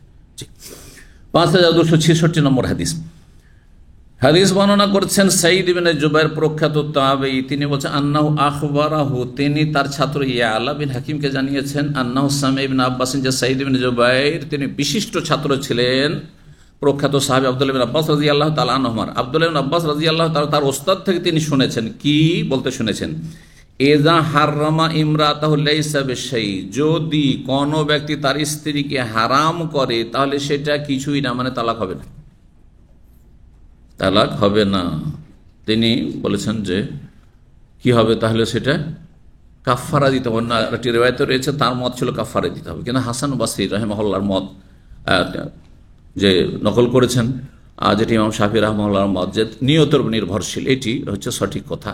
ও যদি তালাকের নিয়ত করে তালাক হবে, আর যদি জেহার করে হারাম করতে চায় তাহলে জেহারের কাফারা দিয়ে সে নিজের স্ত্রীর কাছে যাবে। আর যদি বলে যে আমার এমন কোনো নিয়ত টিয়ত ছিল না, আমি আসলে ধমক দিতে চেয়েছিলাম, ভয় দেখাতে চেয়েছিলাম, তাহলে কসমের কাফারা দেবে। লাইসা বিশাই মানে লাইসা বিতালাকিন, এখানে লাইসা বিশাই মানে কোনো কিছু নেই, এমন কথা নয়, তালাক নয় তার মতে ইবনে আব্বাস। আর বলছেন, লাকাদ কানা লাকুম ফি রাসূলিল্লাহি উসওয়াতুন হাসানা, কারণ রাসূলুল্লাহ সাল্লাল্লাহু আলাইহি ওয়াসাল্লামের মধ্যে রয়েছে তোমাদের জন্য উত্তম আদর্শ। রাসূলুল্লাহ সাল্লাল্লাহু আলাইহি সাল্লাম হারাম করেছিলেন নিজের উপর কি, মধুকে হারাম করেছিলেন, মধু হারাম করেছিলেন, হারাম হয়ে গেছিল কি না। 5267 নম্বর হাদিস। হাদিস বর্ণনা করছেন প্রখ্যাত তাবেঈ আতাহ, জামা আতাহ, আন্নাহু সামিআ, তিনি শুনেছেন উবাইদ বিন উমাইর তাবেঈ থেকে, তিনি শুনেছেন মা আয়েশা রাদিয়াল্লাহু তাআলা, তিনি বলছেন সামিআতু আয়েশা রাদিয়াল্লাহু তাআলা আনহা, আমি রাসূলুল্লাহ সাল্লাল্লাহু আলাইহি ওয়াসাল্লামের সহোদরী আয়েশা রাদিয়াল্লাহু তাআলা আনহাকে বলতে শুনেছি, আন্নান নবী সাল্লাল্লাহু আলাইহি ওয়াসাল্লাম কানা ইয়ামকুসু ইনদা যায়নাবা ইবনাতি জাহশিন, নবী সাল্লাল্লাহু আলাইহি ওয়াসাল্লাম আসর পরে, এর আগে বলেছি যে নবী সাল্লাল্লাহু আলাইহি ওয়াসাল্লামের একসাথে কয়জন স্ত্রী ছিল? 9 জন স্ত্রী ছিল। তাদের জন্য পালা নির্ধারণ করতেন, পালা দিনের রাতের দুটোরই না, শুধু রাতের? যাদের একাধিক স্ত্রী আছে রাতের শুধু পালা নির্ধারণ করবেন, সেই রাত যার পাল্লা তার ঘরেই থাকতে হবে, অন্য ঘরে লুকিয়ে যাওয়া যাবে না। যেন স্ত্রী তো ঘুমিয়ে গেছে, যায় ওর কাছে একটু গিয়ে গল্প করে আসে, রাত্রে যাওয়া, এশা পরে আর যাওয়া যাবে, এশা থেকে ফজর পর্যন্ত অন্য স্ত্রীর কাছে যাওয়া যাবে না। এমার্জেন্সি হাসপাতাল নিতে হবে তখন সেটা ভিন্ন বিষয়, ধরে কিন্তু এমনি যাওয়া যাবে না। জি, একটু গল্প গুজব করার জন্য, তার সাথে টাইম পাসের জন্য না, এটা তার হক না, জালেম আপনি। কিন্তু দিনের বেলা সব স্ত্রীর বাড়িতে যেতে পারবে। নবী সাল্লাল্লাহু আলাইহি ওয়াসাল্লামের যেটা ভালো অভ্যাস ছিল যে সকাল সন্ধ্যায় একটু খোঁজ নেওয়া দায়িত্ব, তো সকালবেলা তিনি একবার যেতেন জোহর চাষতের সময়, গিয়ে প্রত্যেক স্ত্রীর বাড়ি গিয়ে 5 মিনিট 10 মিনিট করে বসলেন, এই খবরটা বল, একটু কথাবার্তা বলে নিন, আবার আরেকজনের কাছে এই করে একটা রাউন্ড দিয়ে চলে আসতেন, আবার আসর সালাত পড়ে আবার বেরিয়ে পড়তেন, আর তারপরে সবার বাড়িতে গিয়ে একটু বসতেন, কারো বাড়িতে কোনো কিছু খাবার দাবার থাকলে তারা পরিবেশন করতেন, আর তারপরে খেতেন অথবা একটু কথা বলতেন, কাছাকাছি হইতেন শব্দটি এসছে। কাছাকাছি হওয়া মানে কি? কাছাকাছি মানে সহবাস নয়, কাছাকাছি হওয়া মানে হচ্ছে আলিঙ্গন করা, চুম্বন, তারপরে আদর স্নেহ করা, ইত্যাদি ইত্যাদি, এইসব করতেন। তাহলে এগুলি রাত্রে পালা, আর কারো গত রাতে একজনের পালা ছিল, আজকে রাতে আরেকজনের রয়েছে, কিন্তু অন্য স্ত্রীর কাছে গিয়ে দিনে এতটুকু জায়েজ রয়েছে, বিনা সহবাস নাই। তো যায়েনব বিনতে জাহশ রাদিয়াল্লাহু তাআলা আনহার নামে হাদিসে এসছে, কোন হাদিসে এসছে অন্য আর স্ত্রীর কথা 3 রকম এসছে, বর্ণনা এসেছে। কেউ কেউ বলেছেন যে নবী সাল্লাল্লাহু বিভিন্ন সময় বিভিন্ন স্ত্রীর কাছে এরকমটা ঘটেছে যে বেশি সময় ওখানে গিয়ে একটু আসর পরে কাটিয়েছেন, তখন অন্যরা যুক্তি এঁটেছে, আপোষে কৌশল এঁটেছে। আর কেউ বলছেন না যে কোনোটিকে প্রাধান্য দিয়েছেন, হয়তো যে যায়েনবী ছিলেন সেটি বা অন্য কেউ ছিলেন, আল্লাহ তাআলা আলাম। একাধিক ঘটনা হতে পারে মানুষের জীবনে, একটি ঘটনার বারবার পুনরাবৃত্তি হতে পারে, জি, একই ধরনের ঘটনা। তো নবী সাল্লাল্লাহু আলাইহি সাল্লাম সম্পর্কে মা আয়েশা বলছেন, কানা ইয়ামকুসু ইনদা যায়েনব বিনতে জাহাশ, জাহাশের মেয়ে যায়েনব যে নবী সাল্লাল্লাহু আলাইহি সহধর্মিণী, তার কাছে গিয়ে অবস্থান করতেন রাসূলুল্লাহ সাল্লাল্লাহু আলাইহি ওয়াসাল্লাম, ওয়াশরাবু ইনদা আসলান, আর তার বাড়িতে গিয়ে মধু পান করতেন। আসালান, তার বাড়িতে গিয়ে মধু পান করতেন, গেলেই তিনি মধু খাওয়াতেন। এক একজনের এক একটা অভ্যাস, যেটা যাকে বেশি পছন্দ লাগে সেটা বাড়িতে পর্যাপ্ত করে রাখার চেষ্টা করে, তাই না? সবাই সবটা বাড়িতে রাখে না। তো এতে আয়েশা রাদিয়াল্লাহু তাআলা আনহাকে কষ্ট লাগতে লাগলো, ঈর্ষা হইতে লাগলো। এটা আবার কি, আমাদের কাছে আসলে 5 মিনিট 10 মিনিটে চলে যায়, আর ওখানে গেলে দেখি যে আধা ঘন্টা থেকে যায় কেন, আমার চাইতে বেশি সময় কেন ওখানে কাটায়। তার মানে সতীনেরা থাকলে আপনার সূক্ষ্ম এক একটি জিনিস ফলো করবে। নবী সাল্লাল্লাহু আলাইহি বিবিগুলো ছাড়েন, নবী সাল্লাল্লাহু আলাইহি দেখি কার বাড়িতে কতক্ষণ কাটায়, এর বাড়িতে গিয়ে এতক্ষণ থাকলো, আমার বাড়িতে হিসাব করবে, ঠিক না? এই জন্য যারা একাধিক বিয়ে করছেন, ইমানি শক্তি থাকলে যে হ্যাঁ একেবারে সমান সমান চেষ্টা করবো, ইনসাফের চেষ্টা করবেন সর্বাত্ম, পারলে করুন, আর না হলে ফাঁসিয়েন না কিয়ামতে হাসর মাঠে। মুশকিল, জালেম হবেন না। মজলুমও যদি হন, স্ত্রীর জুলুমের শিকার হন, ওইটা জালেম হচ্ছে তো ভালো, বুঝছেন না? জি। তো ফাতাওয়াসাইতু আনা ওয়া হাফসা, তখন মা আয়েশা বলছেন আমি আর হাফসা মিলে পরামর্শ করে ঠিক করলাম, মানে সিদ্ধান্ত নিলাম, যুক্তি করলাম, আমরা বলি ওটাকে যুক্তি করা, দুইজন মিলে যুক্তি করলাম, এই তুমি এরকম বলবে আর আমি এরকম বলবো। হ্যাঁ, তাওয়াসাইতু, একে অপরের সাথে কি করলাম, পরামর্শের ভিত্তিতে আমরা সিদ্ধান্ত নিলাম। কি তাহলে দেখেন, 9 জন বিবির মধ্যে নেতৃত্ব দিতেন যে সবচেয়ে অল্প বয়সী তিনি। এইটা করতে হবে, কিন্তু এইটা সিদ্ধান্ত নিতে হবে, এমনটা আমরা করব, বুঝতে পারছেন না? কারণ সবাই সাহস করতো না, কারণ কি করতে গিয়ে যদি নবী অসন্তুষ্ট হয়ে যান সবাই ভয় পেতে, কিন্তু আয়েশা রাদিয়াল্লাহু তাআলা ভয় পেতেন না। কেন ভয় পেতেন না? যে যার সম্পর্কে যত বেশি দুর্বল, তখন তার সাহস বেশি বেড়ে যায়, তার সাহস বেশি বেড়ে যায়। ঠিক, বড় নেতা সাহেব যে আপনার দেশে আছেন, ওর ডানে বামে মেলা আরও তার চেলা নেতা আছে, এমপি মিনিস্টার আছে না নেই? হ্যাঁ, ও জানে যে কার ক্ষেত্রে আমি দুর্বল, আর যার ক্ষেত্রে সেও ভালো করে জানে যে আমি যেটাই করি না কেন ও বড় সাহেব মেনেই নিবে, ওকে মানিয়ে নিতে পারবো। তখন ও উল্টো পাল্টা এই সেই যা ইচ্ছা তাই করে, স্বেচ্ছাচারিতা করে। কিন্তু যাদের ভয় আছে যে একটু এদিক ওদিক করলে মন্ত্রী পদ শেষ, আগামীতে টিকিট পাবো না, আর এই হবে তো সেই হবে, ও সবসময় ভয়ে থাকে। তো বলছেন যে আমরা যুক্তি করলাম কি, আন্না আইয়াতানা দাখালা আলাইহান নবী সাল্লাল্লাহু আলাইহি ওয়াসাল্লাম, আমাদের যার বাড়িতে প্রবেশ করুন না কেন, হাফসা আমার বাড়িতে আসো, ওই একই কথা বলবো, আর তুমি সেম ওই একই কথা বলবে, যাতে করে বিশ্বাস করে নেই নবী করিম সাল্লাল্লাহু আলাইহি ওয়াসাল্লাম। ফালতাকুল, বলবে, আমিও বলবো তুমিও বলবে কি, ইন্নী লা আজিদু মিনকা রিহা মাগাফির, আপনার মুখ থেকে মাগাফির নামক একটি গাছের আঠার গন্ধ পাচ্ছি। মাগাফির এক ধরনের গাছের আঠা, যেটা খেতে সুস্বাদু হইতো, আর আরবরা খেত। আঠা কেউ খেয়েছেন গাছের? সব আপনারা এই যুগের মানুষ, কিন্তু আমি আলহামদুলিল্লাহ মানে ও বাপদাদা আমলের পূর্বপুরুষের পুরানো যুগও পেয়েছি, আর নতুন যুগও পেয়েছি। সুবহানাল্লাহ। বাবলা গাছ আমরা বলি, বাবলা গাছ বুঝেন? বাবলা গাছে আঠা হয়, এরকম মেলা গাছে আঠা হয়। অনেক গাছ আছে তো আপনার অঞ্চলে নেই, আমার অঞ্চলে আছে। সজনা গাছেও আঠা হয়, কিন্তু বাবলা গাছের আঠা বিশেষ করে আমরা ছোটকালে, 7 বছর 8 বছর বয়স, বাবলা গাছ অনেক আমাদের মাঠে ঘাটে বাড়ির পিছনে। তো সে বাবলা গাছের আঠাগুলো আমরা খেতাম চিংগামের মতো। আজকাল চিংগামের নাম পর্যন্ত জানতাম না, তাই না? তো বাবলা গাছের আঠা তো ওই রকমই মাগাফির এক ধরনের আঠা, যে আঠাটা স্বাদের হইতো আর আরবরা খেত। আর তাতে একটা গন্ধ থাকতো, আবার তাতে গন্ধ থাকতো। অনেকেই মেথির শাক খান। খান আপনারা কেউ? একটু হাত ওঠান তো, কে কে মেথির শাক খান? মাশাআল্লাহ, মেথির শাক খাওয়া মেলা লোক আছে। আরবদের সাথে যদি আপনাদের উঠা বসা হয় তো আপনাদের একটি পরামর্শ, মেথির শাক খাবেন না। বুঝতে পেরেছেন? মেথির শাকের গন্ধ ওরা বরদাস্ত করতে পারে না, বরং আমাকে গন্ধ লাগে। পরে জানতে পেরেছি, আগে বুঝতাম না। আগে মনে করতাম হয়তো এটা শারীরিক হরমোনের সমস্যার কারণে কারো শরীরে গন্ধ বেশি হয়, কারো শরীরে গন্ধ কম হয়। এটাও তো হয়, তাই না? একজন মানুষের গোসল করে আসলে ওর বাথরুমে ঢোকা যাবে না। আরে গোসল কেন, লিফটে।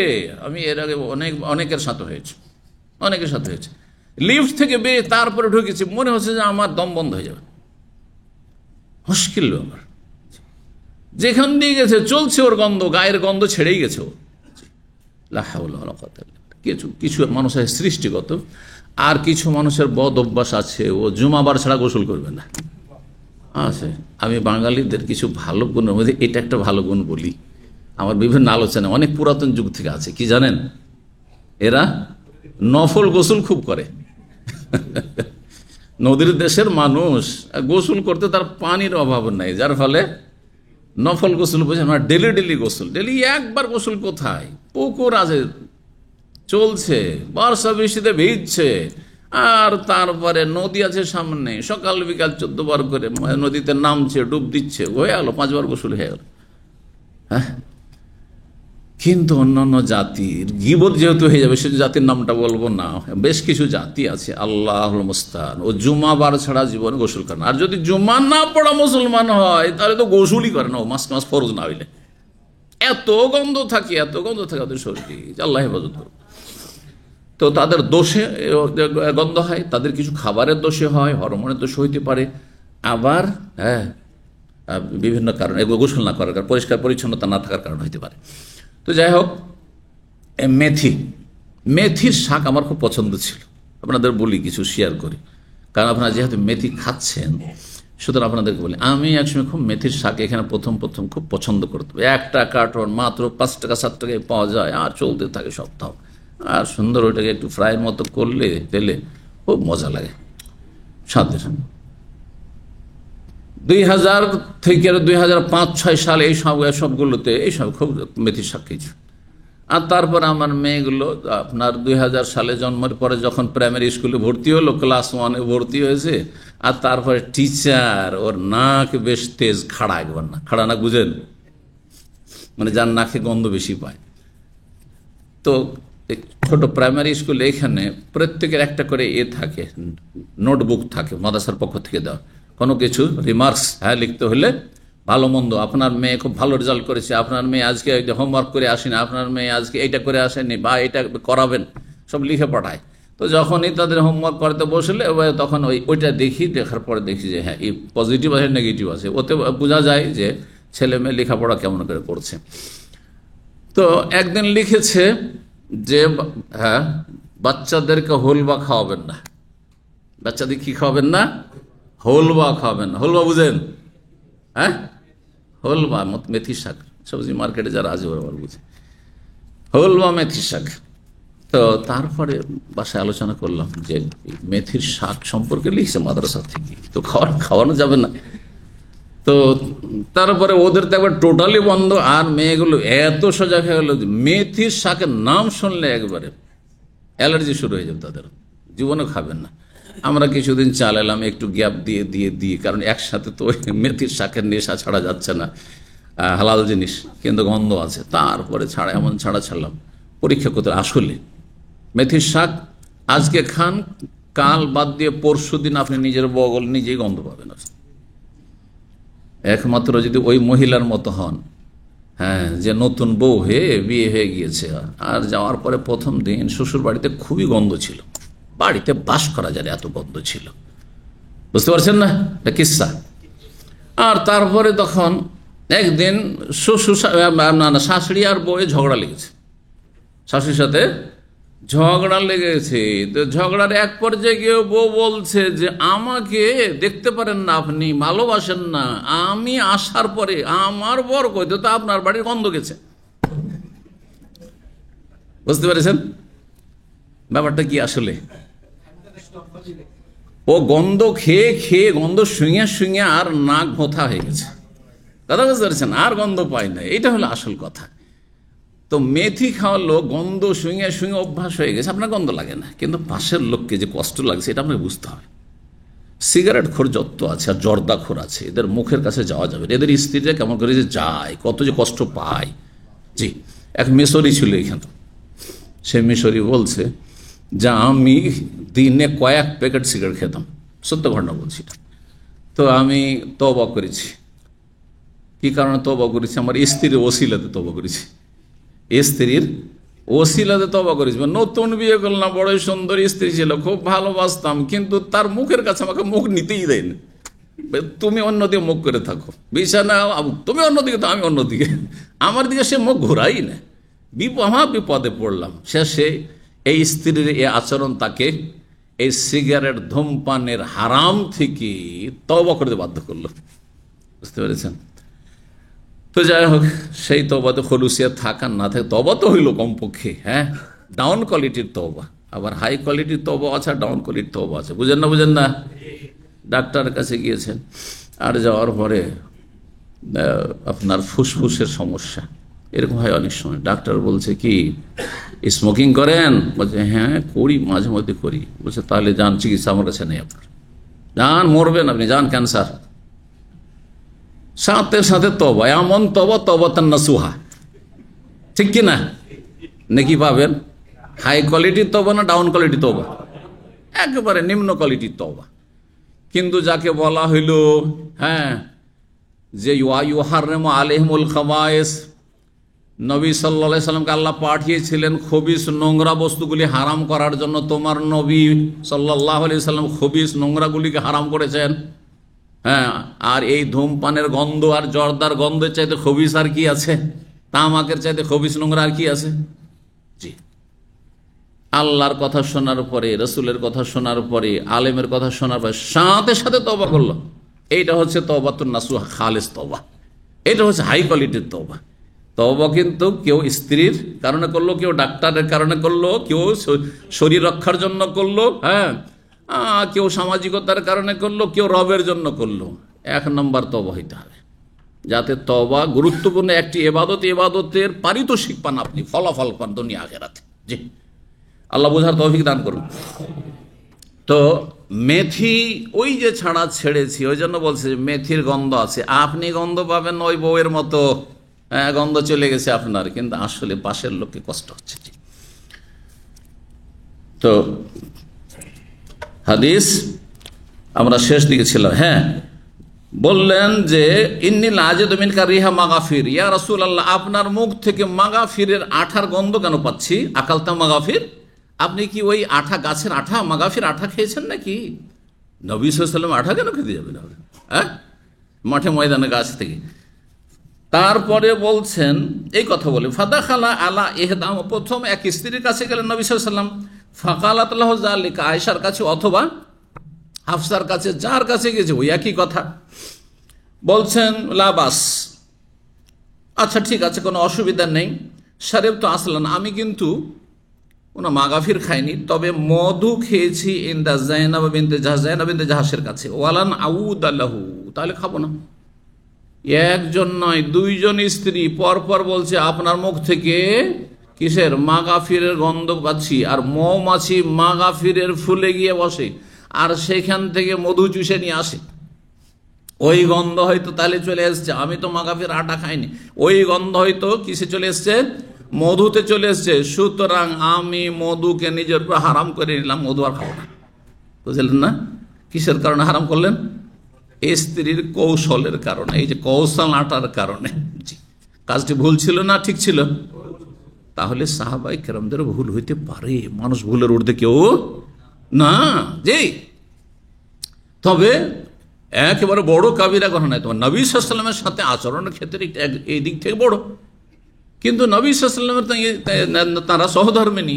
সুতরাং স্বামী স্ত্রীর সম্পর্ক দেখেন, রাজার স্ত্রী রাজার পর্যায়ে, ঠিক কিনা, নাকি একটা সাধারণ মহিলার পর্যায়ে? ঠিক ওই আলেমের স্ত্রী। অনেক সময় অনেকে ভাবেন যে এত বড় আলেম আর তার স্ত্রী তার মুখে মুখে তর্ক করে, তার সাথে ঝগড়া করে। হইতে পারে, আরে হইতে পারে, রাজার সাথে রাজার স্ত্রী ঝগড়া করবে না, হইতে পারে। বুঝতে পেরেছেন তো? যাই হোক, কাজটি ছিল ভুল, কিন্তু এই সতীনের জ্বালা, সতীনের গায়রাত, আত্মমর্যাদা বোধ, এইরকম কাজে কি করেছিল, পরিচিত করেছিল। যাই হোক, আমি আর তাহলে খাবো না। ফানাজাল্লাহ, তখন আয়াত নাযিল হইয়া, আইয়ুহান নবী, হে নবী, লিমা তুহাররিমু আহাল্লাল্লাহ, আল্লাহ আপনার জন্য যা হালাল করেছেন তাকে হারাম কেন করছেন? আপনি মধু হালাল, আপনি হারাম কেন করবেন কারো কথা শুনে? তারপরে আল্লাহ বললেন এই দুই সহধর্মিনী সম্পর্কে, নবী সাল্লাল্লাহু আলাইহি ওয়াসাল্লামের হাফসা আর আয়েশা, ইন তাতুবা ইলাল্লাহি ফাকাদ সাগাত কুলুবুকুমা, তোমরা যদি আল্লাহর কাছে তওবা করে আসো তাহলে তোমাদের জন্য কল্যাণকর, না হলে তোমাদের অন্তরে বক্রতা চলে এসেছে। নবী সাল্লাল্লাহু আলাইহি ওয়াসাল্লামকে কষ্ট দিত না, যে নবী সাল্লাল্লাহু আলাইহি ওয়াসাল্লামকে মধুর মতো এই নিয়ামত খাওয়াতে বঞ্চিত রাখলে। তাহলে তওবার দাওয়াত আল্লাহ দিয়েছেন, বোঝা গেল যে কাজটি কি ছিল, বলছিল। মানুষ মাত্র ভুল হইতে পারে, কিন্তু যারা বড় তাদের ভুলগুলি বড় আপনাদের মনে হইল, তাদের তওবাও বড়, হ্যাঁ, তাদের খুলুসিয়াতও বড়, তাদের নেক আমলের কোয়ালিটি অনেক বড়। এটাও মনে রাখতে হবে।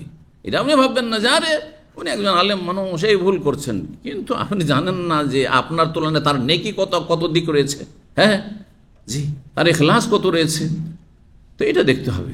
জি, এই জন্য সবসময় নিজের আত্মপর্যালোচনা করতে হবে, নিজের দোষগুলি সংশোধনের চেষ্টা করতে হবে। পরের দোষ আপনি নজরে রাখেন না। তার যদি কিছু দোষ থাকে, আপনার মধ্যে সেই দোষ নাই, কিন্তু তার এমন এমন ভালো গুণ আছে যেগুলো আপনার মধ্যে নাই। আপনার মধ্যে এমন এমন এত বেশি দোষ আছে, তার একটা দোষ আছে, সেটা আপনার দৃষ্টিগোচর হয়েছে হয়তো। ঠিক তো আল্লাহ বলছেন, ওয়াইদ আসাররান নবী আলা বাযি আজওয়াজিহি হাদিসা, স্মরণ করো সেই মুহূর্তকে যখন নবী সাল্লাল্লাহু আলাইহি ওয়াসাল্লাম তার কোন এক স্ত্রীর সাথে কোন একটি গোপন বিষয় আলোচনা করেছিলেন, আর তারপরে সে প্রকাশ করে দিয়েছিল। সেটা এই মধুর বিষয়, যে মধুকে আমি হারাম করেছি, এটি হচ্ছে প্রসিদ্ধ রেওয়ায়াত। আর কোন রেওয়ায়াত আছে যে কোন এক স্ত্রীর পালার দিনে তার যে দাসী ছিল নবী সাল্লাল্লাহু আলাইহি ওয়াসাল্লামের দাসী ছিল মারিয়া কিবতিয়া রাদিয়াল্লাহু তাআলা আনহা, তার ঘরে গিয়েছিলেন, তার সাথে মিলিত হয়েছিলেন। তো সেটা কেউ কোনো স্ত্রী দেখে নিয়েছিল, তখন তাকে বলেছেন যে আমি মারিয়াকে হারাম করে দিলাম, তার কাছে যাবো না, তুমি অন্য কোনো স্ত্রীকে জানতে দিও না। বুঝতে পেরেছেন না? তো এই বিষয়েও কোন রেওয়ায়েতে এসছে, দুটোর কোনো একটি ঘটনা হবে। আর প্রসিদ্ধ যেটি, সেটি হচ্ছে এই মধুর বিষয়টি, যেমন এখানে এসছে লিকাউলিহি বাল শারিবতু আসলান, নবী সাল্লাল্লাহু আলাইহি ওয়াসাল্লাম বললেন না, আমি আসলে ওই গন্ধযুক্ত মাগাফির আঠা খাইনি, বরং আমি মধু পান করেছি। 5268 নম্বর হাদিস। হাদিসটি আমরা সংক্ষেপে শেষ করি, কারণ এই অধ্যায়ে এই হাদিসটি শেষ হাদিস রয়েছে। আগের হাদিসটি তবে একটু লম্বা হয়ে এসেছে। বলছেন মা আয়েশা রাদিয়াল্লাহু তাআলা আনহা, দেখেন নিজের ঘটনা নিজে বয়ান করেছেন, তাদের ঈমান কত মজবুত, কারণ দিনের বিষয় এটি। অথচ এই হাদিসে মা আয়েশা রাদিয়াল্লাহু তাআলা, হাফসা, তাদের দোষ ত্রুটির কথা এসছে না, আসেনি? যে তারা এইভাবে নবী সাল্লাল্লাহু আলাইহি ওয়াসাল্লামের সাথে কৌশল করেছিলেন, আর এই কৌশলের মাধ্যমে মধু খাওয়া থেকে, মধু পান করা থেকে বঞ্চিত রেখেছিলেন, কিন্তু তারা এটা করেনি যে আমাদের মান সম্মানের ব্যাপার, এটা কাউকে জানতে দেবো না, রেখেনি, এটার ভিতরে লুকিয়ে করে যান আমানত, এটা দিন, আমার বিরুদ্ধে যা, কিন্তু বিষয়টি জানাইতে হবে, মাসলা মাসাইলের বিষয় রয়েছে। এই রকমের ঘটনা যখন এটি যদি আমরা না জানতাম, তো আমাদের স্ত্রীরা, ধরুন কারো একাধিক স্ত্রী আছে অথবা একটা স্ত্রী আছে, কিন্তু কোনো বিশেষ কারণে যদি আপনার সম্পর্কে কোনো একটা কৌশল করে, তাহলে তো আপনি তাকে মারধর শুরু করে দিবেন, অথবা তালাক দিয়ে দিবেন, অথবা বাড়ি থেকে তাড়িয়ে দেবেন। কিন্তু যখন নবী সাল্লাল্লাহু আলাইহি ওয়াসাল্লাম এই আদর্শ সামনে থাকবে, আরে নবী সাল্লাল্লাহু আলাইহি ওয়াসাল্লামের সাথে আচরণ আয়েশা করেছেন, হাফসা করেছেন, কিন্তু নবী তালাক দেননি, নবী সাল্লাল্লাহু আলাইহি ওয়াসাল্লাম অসন্তুষ্ট হননি, বরং নবী সাল্লাল্লাহু আলাইহি ওয়াসাল্লাম তাদেরকে বলেছেন যে ঠিক আছে, তাহলে আমি মধু খাবো না যখন গন্ধ আসছে, ঠিক না? এই নয় যে তাদের সাথে কথা বন্ধ করে দিয়েছেন, তাদেরকে বকাবকি করেছেন, না, মোটেই করেননি, তিরস্কার করেছে, কিছু করেনি। আল্লাহ বরং বলছে তোরা ভুল কাজ করেছো, তওবা কর, নাহলে তোমাদের অন্তর বাঁকা হয়ে গেছে। তো রাসূলুল্লাহ সাল্লাল্লাহু আলাইহি ওয়াসাল্লাম সম্পর্কে আয়েশা বলছেন যে কানা রাসূলুল্লাহ ইউহিব্বুল আসালা ওয়াল হালওয়া, রাসূলুল্লাহ মধু এবং মিষ্টি জাতীয় হালওয়া মানে মিষ্টি জাতীয় খাবার পছন্দ করতেন। এই হাদিস থেকে আমাদের দেশের বেদাতি হুজুররা বলে মিষ্টি খাওয়া সুন্নাত। আরে কোন মিষ্টি? রসগোল্লার মিষ্টি, হ্যাঁ, যাতে চিনি আর চিনি ভরা আছে। নবী সাল্লাল্লাহু আলাইহি ওয়াসাল্লাম খেতেন নাকি? হ্যাঁ, এত বেশি? না না না। দেখেন মিষ্টি দুই প্রকার, এর আগে আলোচনা করেছি। জাদুল মাদের একটি আলোচনায় রয়েছে, জাদুল মাদ। মিষ্টি দুই প্রকার, কে বলতে পারে দেখি, কিছু মনে আছে কিনা? প্রাকৃতিক মিষ্টি আর একটা হচ্ছে কৃত্রিম তৈরি করা মিষ্টি। প্রাকৃতিক মিষ্টি উপকারী, খেজুর, কিশমিশ, মধু, এই ধরনের যেগুলো মিষ্টি জাতীয় উপকারী জিনিস।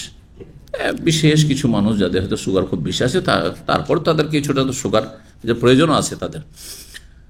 আর যেগুলো কৃত্রিম মিষ্টি, চিনি, হ্যাঁ, বেশি গুড় খাওয়া বা এই ধরনের যেগুলো মিষ্টি, মিষ্টি তৈরি করা মিষ্টি, এই যে কেক মিষ্টি আর এইসব বেকারির মিষ্টি, এইগুলি হচ্ছে মানুষের কৃত্রিম মিষ্টি, তৈরি করা মিষ্টি, আর্টিফিশিয়াল। এগুলিতে ক্ষতি বেশি রয়েছে। তো নবী সাল্লাল্লাহু আলাইহি ওয়াসাল্লাম মিষ্টি জাতীয় জিনিস পছন্দ করতেন, এটা ইবাদতগত বিষয় নয়। সুতরাং মিষ্টি খাওয়া সুন্নত বলে, আর সুন্নত ইবাদতের নাম, এবাদতের সুন্নত নয়। মিষ্টি খাওয়া কোনো এবাদত নয়। নবী সাল্লাল্লাহু আলাইহি জীবনে ভাত খাননি, তাহলে ভাত দেন না বেদাত। কেউ যদি বলে যে ভাত খাওয়া বেদাত, তো খণ্ডন করতে পারে বেদাতি মোল্লারা। যারা মিষ্টি খাওয়া সুন্নাত বলছে ওরা ভাত খাওয়া বেদাত, কারণ নবী সাল্লাল্লাহু আলাইহি ওয়াসাল্লাম ভাত খাননি, কোনো সাহাবীও ভাত খাননি, সুতরাং বেদাত। এটা স্বর্ণ যুগে, সাহাবায়ে যুগে ছিলই না, ঠিক কিনা? না না না, এই ধরনের কথা বলবেন, এগুলো হচ্ছে আদাত। এইরকমই চুল রাখা, বাবরি চুল রাখা, আরে এত গুরুত্ব দিয়েছে মোল্লার আমাদের দেশের যে এই বাবরি চুলকে দাড়ির সমান করে দিয়েছে। মানে দাড়ি যেমন তেমনই বাবরি চুল তার না। এই জন্য দেখা যাচ্ছে খোলাফায়ে রাশেদিনরা এই বড় চুল রাখেনি। এটি আদাত। আদাত মানে প্রথাগত বিষয়, প্রথাগত বিষয়। পাগড়ি, পাগড়িকে আমাদের দেশের মোল্লারা ইবাদত বানিয়ে দিয়েছে। বরং জাল হাদিস দিয়ে পাগড়ি দিয়ে নামাজ পড়লে 70 গুণ সওয়াব বেশি। এক রাকাতে 70 রাকাত, জাল হাদিস আছে। আল্লামা আলবানী বলছে মওযু জাল হাদিস। এইগুলো হচ্ছে আমাদের দেশের বিদআতি আমল, অথচ এটা আদাত। এই জন্য আমি বলি যে পাগড়ি মুসলিমেরা কালিমা পড়ার পরে পড়তেন, তার আগে পড়তেন না। কেউ প্রমাণ করতে পারবেন?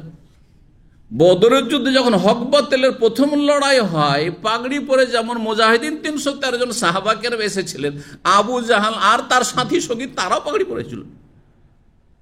তাহলে বোঝা গেল যে এটা আরবদের ট্রেডিশন। বোঝা গেছে?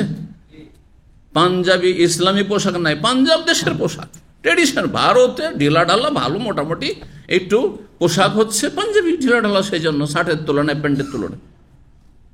কিন্তু তাই বললে এটা সুন্নতি পোশাক, এইসব বাড়াবাড়ি কথাবার্তা। ইসলামকে বোঝার চেষ্টা করতে হয় ভালোভাবে। নবী সাল্লাল্লাহু আলাইহি সাল্লাম অভ্যাসগত, সোনানুল আদা মানে নবী সাল্লাল্লাহু আদর্শ, কিন্তু এগুলি আদাত, অভ্যাসগত। সেগুলির ক্ষেত্রে আপনার এগুলি ইবাদত মনে করে পালন করা জায়েজ নয়। তবে যদি মনে করেন নবী সাল্লাল্লাহু আলাইহি ওয়াসাল্লামের যেমন ভালো অভ্যাস ছিল, ওই অভ্যাসগুলো আমি রাখবো, রাখতে পারেন, কিন্তু সেটাকে আপনি ইবাদতের সুন্নতের পর্যায়ে ফেলে দেবেন না। ইবাদতের সুন্নতের পর্যায়ে ফেলে দেবেন না আপনি। ওয়াকানা ইযান সারফা মিনাল আসরি, যখন আসর পড়ে তিনি ফিরতেন মসজিদ থেকে, দাখালা আলা নিসাইহি, তার বিবিদের কাছে প্রবেশ করতে, ফায়াদুনু মিন ইহদাহিন্না, তাদের প্রত্যেকের সাথে ঘনিষ্ঠ হইতেন। ঘনিষ্ঠ হইতেন, ঘনিষ্ঠ হওয়া মানে দুটো অর্থ বহন করে, একটা হচ্ছে সহবাস আর একটা হচ্ছে বিনা সহবাসে। অন্য রিওয়ায়াত এর স্পষ্ট করে মিন গায়রে মাসিসিন, সহবাস ছাড়া ঘনিষ্ঠ হতেন, কিন্তু সহবাস ছাড়া স্বামী স্ত্রীতে ঘনিষ্ঠ যেমন হওয়া হয়। ফাদাখালা আলা হাফসা বিনত ওমর, তারপরে প্রবেশ করলেন একদিন হাফসা বিনত ওমর, ওমরের মেয়ে হাফসার কাছে। ফাহতাবাসা, আর সেখানে গিয়ে কিছু সময় বেশি অবস্থান করলেন। আকসার মা কানে, অন্য দিন যত সময় থাকেন তার চাইতে। তাহলে এখানে হাফসার কথা আসলো, আগের হাদিসটিতে কার কথা আসলো? জায়নাবের কথা আসলো, কোন হাদিসে সাফিয়ার কথা আসবে। সুতরাং হতে পারে একাধিক ঘটনা ছিল, অথবা বর্ণনাকারীর ভ্রম হয়েছে, ঘটনা একটি, এটাও হওয়ার সম্ভাবনা রয়েছে। তো যাই হোক, ফাগির তো মা আয়েশা বলছেন, তখন আমি আত্মমর্যাদায় চলে আসলাম, মানে আমার আত্মমর্যাদায় আঘাত লাগলো, যে এটা কেমন কথা, আমার কাছে কম সময় থাকে, আবার হাফসার বাড়িতে এত সময়, মানে কেন? ফাসাআলতু আন যালিকা, তখন নবী সাল্লাল্লাহু আলাইহি ওয়াসাল্লাম চলে যাওয়ার পরে বড় চালাক চতুর ছিলেন আয়েশা রাদিয়াল্লাহু তাআলা। হাফসাকে জিজ্ঞাসা, তোমার বাড়িতে কি করছিলেন নবী সাল্লাল্লাহু আলাইহি ওয়াসাল্লাম? সতীন এমন তো নয় আজকালকার সতীনের মতো যে কেউ কারোর সাথে কথা বলবেন না, কেউ কাউকে দেখতে পারবে না, সামনে আসতে দিবেন, এমন তো নয়। তোমার বাড়িতে দেখলাম যে অনেকক্ষণ ছিলেন নবী সাল্লাল্লাহু আলাইহি ওয়াসাল্লাম, কোনো কাজ করছিলেন নাকি? বলছেন না না, ও একটু মধু খেতে দিয়েছিল। বলে দিয়েছেন যা সত্য তাই। বলছেন জিজ্ঞাসা করলাম এই বিষয়ে, ফাকিল আলী, তখন আমাকে বলা হলো আহাদাত লাহা ইমরাত মিন কওমিহা। হাফসা বললেন যে আমার বংশের জনৈক মহিলা আমাকে উপঢৌকন দিয়েছিল, উক্কাতা আসলেন, একটি মধুর পাত্র, এক পাত্র মধু দিয়েছিলেন। ফাসাকাতিন নবী সাল্লাল্লাহু মিনহু শারবাতান, নবী সাল্লাল্লাহু আলাইহি ওয়াসাল্লামকে হাফসা সেখান থেকে মধু পান করিয়েছিলেন, সেজন্য একটু দেরি হয়েছিল। ফাকুলতু, তখন আমি মনে মনে চিন্তা করলাম, আমার শোনো, ওয়াল্লাহি লা নাহতালান্না লাহু, আমরা তাহলে এই বিষয়ে একটি কি করব, কৌশল আঁটব। কি করব? এহতিয়াল মানে হিল্লা করা, এমন হিল্লা করব যাতে নবী সাল্লাল্লাহু আলাইহি ওয়াসাল্লাম আর বেশি সময় গিয়ে না থাকেন ওখানে, হ্যাঁ, এইটা যেন এটা থেকে তাকে বিরত করতে পারি। ফাকুলতু লি সাউদা বিনতে, তখন সাউদা বিনতে জামআহ, নবী সাল্লাল্লাহু আলাইহি ওয়াসাল্লাম যে সহধর্মিণী ছিলেন একজন, তার নাম ছিল সাউদা, মা উম্মুল মুমিনিন খাদিজা রাদিয়াল্লাহু তাআলা আনহার পরে প্রথম বিয়ে করে সাউদাকে, বা বিয়ে করেছিলেন দ্বিতীয় পর্বে আয়েশাকে, কিন্তু তার সাথে যেহেতু নাবালিকা হওয়ার কারণে বাসর হয়নি, প্রথম বাসর হয় খাদিজার পরে এই সাউদার সাথে রাদিয়াল্লাহু তাআলা আনহা, বয়সিকা ছিলেন। সাউদা বিনতে জামাকে বললাম, ইন্নাহু সায়াদুন মিনকি, হ্যাঁ, আপনার কাছে কিন্তু নবী সাল্লাল্লাহু আলাইহি ওয়াসাল্লাম এখনই যাবেন। ফাইজা দানা মিনকি, যখন আপনার কাছাকাছি হবেন, হ্যাঁ, তখন ফাকুলি, তাকে বলবেন, আকালতা মাগাফির, আপনি কি মাগাফিরের আঠা খেয়েছেন নাকি, গন্ধ কেন আসছে মুখ থেকে? ফাইন্নাহু সায়াকুলু লাকে, তখন তিনি বলবেন, লা লা, আমি খাইনি। ফাকুলি লাহু, তখন তাকে বলেন, মা হাযিহি রি আল্লাতী আজাদু মিনকা, আপনি মাগাফিরের আঠা খাননি, তাহলে মাগাফিরের মতো মুখ থেকে গন্ধ কেন পাচ্ছি? আসলে গন্ধ টন্ধ ছিল না, কথা মিথ্যে কিনা? তাহলে বোঝা গেল যে কাজটি জায়েজ কাজ নয় অবশ্যই। ফাকুলি লাহু, হ্যাঁ, মা হাযিহি রি আল্লাতী আজাদু মিনকা, আপনার থেকে এই দুর্গন্ধ কেন পাচ্ছি? ফাইন্নাহু সায়াকুলু লাকে, তখন নবী সাল্লাল্লাহু আলাইহি ওয়াসাল্লাম অবশ্যই বলবেন, সাকাতনি হাফসা তো শারবাত আসনে, হাফসা আমাকে কি পান করিয়েছে? মধু পান করিয়েছে। ফাকুলি লাহু, তখন তুমি বলবে সাউদা, জারাসাত নাহলুহুল উরফুত, হতে পারে তাহলে যে মৌমাছি ওরফুত নামক বৃক্ষ থেকে কি চুষেছে? মধু চুষেছে। আর ওরফুত গাছের আঠাকে ওই মাগাফির বলা হয়, বুঝতে পেরেছেন? মাগাফির আর ওরফুতের সম্পর্কে, ওরফুত গাছের নাম, আর সেই গাছের আঠাকে বলা হয় মাগাফির। তো আসলে ওই গাছের ফুল থেকে মৌমাছি মধু চুষেছে, আর চুষার পরে এই মধু এসেছে, সেই জন্য এই মধুতে কিসের গন্ধ পাওয়া যাচ্ছে? মাগাফির গন্ধ পাওয়া যাচ্ছে, আসলে গন্ধই ছিল না। ওয়াসা আকুলো জালেকে, আমি এই কথা আমিও বলবো, যখন তুমিও বলবে আমিও বলবো। অকুলি, তারপরে আর একজন স্ত্রীকে ম্যারেজ করলেন নবী সাল্লাল্লাহু আলাইহি ওয়াসাল্লামের বিবি আয়েশা, তখন তৃতীয় আর একজন সতীনকে ম্যানেজ করলেন, সে হচ্ছে সাফিয়া। ওয়াকুলি আনতে ইয়া সাফিয়া, হে সাফিয়া, তার মানে সবার কি করছেন? লিড দিচ্ছেন তিনি। জি, সাফিয়া তুমিও বলবে এই কথাই। কালা তাকুল সৌদা তো ফল্লাহ মা হুয়া ইল্লান কামাল আল বাব, সৌদা সিধা সাদা মানুষ ছিলেন, হ্যাঁ, বেশি ডানে বামে কিছু বুঝেননি। যেমনই নবী সাল্লাল্লাহু দরজার কাছে এসেছেন, আসতে মাত্রই, আর ওইদিকে ভয় আবার কার ছিল? আয়েশাকে বলে ভয় করতেন খুব। যার যত বেশি মর্যাদা থাকে, হ্যাঁ, প্রধান ব্যক্তির কাছে, তাকে সবাই ভয় পায়। দেখবেন বড় কোম্পানিতে যে মুদিরের ডানে বামে সবসময় ঘুরে, অথচ টি বয়, হয়তো বড় বড় অফিসের ম্যানেজাররাও ভয় পায় যে কি জানি এই টি বয় আমাদের সব দুর্বলতা ছিদ্র তো জানছে, কখন যে কি বলে দেয়, সবসময় ভয় পায়। কথা বুঝতে পেরেছেন না? তো সাউদা ভয়ে আর থামতে পারেনি, যেমনই দরজায় এসে পৌঁছেছেন বাড়ি নবী সাল্লাল্লাহু আলাইহি ওয়াসাল্লাম, তখনই তিনি তাড়াতাড়ি করে বলতে শুরু করেছেন। তো বলছেন, যেমনই দরজায় দাঁড়িয়েছেন নবী সাল্লাল্লাহু আলাইহি ওয়াসাল্লাম, ফাআরাতান ওবাদিয়াহু বিমা আমার তেনি বেহি ফারাকাম মিনকি। সাউদা পরে বলছেন যে দেখো, যেমনই দরজায় এসেছেন তেমনই আমি তাড়াতাড়ি করে আমি বলতে ইচ্ছুক হয়েছি, যেই হুকুম তুমি আমাকে দিয়েছিলে, নির্দেশ দিয়েছিলে। কেন? ফারাকাম মিনকি, আয়েশা তোমার ভয়, তোমার ভয়ে কি জানি যদি আমার সম্পর্কে কোনো কথা বলে দেয়, সৌদাকে কেন রেখেছেন, ও বুড়ি মানুষ, হ্যাঁ কেন রেখেছেন ওকে, ওর মধ্যে এই দোষ আছে, তার ঝামেলা, যদি তালাক দিতাম ওকে। জি ভয়।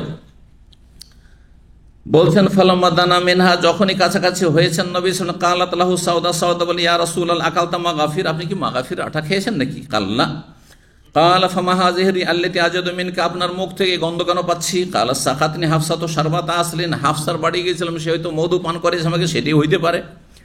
ফাকালা, তখন সাউদাকে যা শিখিয়ে দেওয়া হয়েছে একেবারে হুবহু রেকর্ড, যা শিখানো, যার আসাত না হল হল উরফুত, তাহলে বোঝা যাচ্ছে যে এই মৌমাছিতে উরফুত নামক গাছ থেকে মধু চুষেছে, আর সেখান থেকে ওই মাগাফির গন্ধটা আপনার মধুতে চলে এসছে যেটা খেয়েছেন। আর নবী সাল্লাল্লাহু আলাইহি সাল্লাম চাইতেন না যে সামান্য কোনো গন্ধ থাক, কারণ জিবরাইল আলাইহিস সালাম আসছেন সকাল বিকেল, কোনো গন্ধ যেন না থাকে। এই জন্য আসলে নবী সাল্লাল্লাহু আলাইহি সাল্লাম আরো সজাগ হয়ে গেছেন যে না, তাহলে আর মধুই খাবো না, কারণ করে নেব। ফালাম্মা দারা এলাইয়া, যখন আমার কাছে ফিরে আসলেন, মা আয়েশা বলছেন যে আমার কাছে যখন ফিরে, কুলতু লাহু যালিক, একই কথা আমিও বললাম যে আপনার মুখ থেকে গন্ধ পাচ্ছি। ফালাম্মা দারা ইলা সাফ, তারপরে সাফিয়ার বাড়ি যখন গেছেন, কালাত লাহু মিসলা যালিক, সাফিয়াও বলছে ওই একই কথা। আরে তিন স্ত্রী বলছে, তার মানে কথা সত্যি, কথা সত্যি। বলছেন যে ফালাম্মা দারা ইলা হাফসা, হাফসার বাড়ি যখন আসলেন তার পরের দিন, অথবা সেদিনও হইতে পারে যে পরে সেদিন আসছেন। ফালাম্মা দারা ইলা হাফসা, হাফসার বাড়িতে যখন আসলেন, কালাত ইয়া রাসূলুল্লাহ, বললেন হাফসা, হে আল্লাহর রাসূল, আলা আসরিকা মিনহু, ওই মধু কিন্তু আছে, গতকালকে যে মধু আপনাকে খাওয়াইছিলাম ওই মধু বাড়িতে আছে, একটু দেবো, খাবেন? তখন নবী সাল্লাল্লাহু আলাইহি ওয়াসাল্লাম, লা হাজাতে লিফি, আমার দরকার নেই, মধু খাবো না আমি। সুবহানাল্লাহ, এই মধু খাওয়াতে বঞ্চিত রাখলেন হ্যাঁ এই তিনজন স্ত্রী, কি করে? কৌশল করি, কাজটা ভালো নয়। কিন্তু এই যে সতীনের গায়রাতে অনেক সময় মানুষ এরকম হয়ে যায় বা করে ফেলে। কালা তাকুল সাউদা, সাউদা তখন বললেন আক্ষেপ করে যে আয়েশার কথা শুনে আমরা নবী সাল্লাল্লাহু আলাইহি ওয়াসাল্লামকে কষ্ট দিলাম। তাকুল সাউদা বলেন, ওয়াল্লাহি আল্লাহর কসম করে লাকাদ হারামনাহু, আয়েশা তোমার এই পরামর্শ নিয়ে, কুপরামর্শ নিয়ে আমরা কিন্তু নবী সাল্লাল্লাহু আলাইহি ওয়াসাল্লামকে মধুর মতো নিয়ামত থেকে আমরা কি করলাম? বঞ্চিত রাখলাম, মহরুম রাখলাম। কুলতু লাহা, তারপরেও চলছে হুকুমকার। আয়েশা রাদিয়াল্লাহু তাআলা বলছেন, আয়েশা বলছেন, আমি তাকে বললাম উসকুত, চুপ থাকো, কথা বোঝা গেছে, চুপ থাকো, বেশি কথা বলিও না। এখানে আজকের আলোচনা শেষ করছি। জাযাকুমুল্লাহু খাইর। আল্লাহ রাব্বুল আলামিন আমাদের গুনাহ খাতা মাফ করেন, ভুল ভ্রান্তি থেকে আল্লাহ বেঁচে থাকার তৌফিক দান করেন, নেক আমলের তৌফিক দান করেন। আল্লাহ রাব্বুল আলামিন জান্নাতীদের দলে শামিল করেন। জালেমকে জালেম দিয়ে আল্লাহ ধ্বংস করেন, মাজলুমদেরকে আল্লাহ সাহায্য করেন, আমাদের অন্তরকে ঠান্ডা করেন জালেমকে ধ্বংস করে। রব্বানা আতিনা ফিদ দুনিয়া হাসানা ওয়া ফিল আখিরাতি হাসানা ওয়া কিনা আযাবান নার। ওয়া সাল্লাল্লাহু ওয়া সাল্লামা আলা নবিয়িনা মুহাম্মদ ওয়া আলা আলিহি ওয়া সাহবিহি আজমাইন।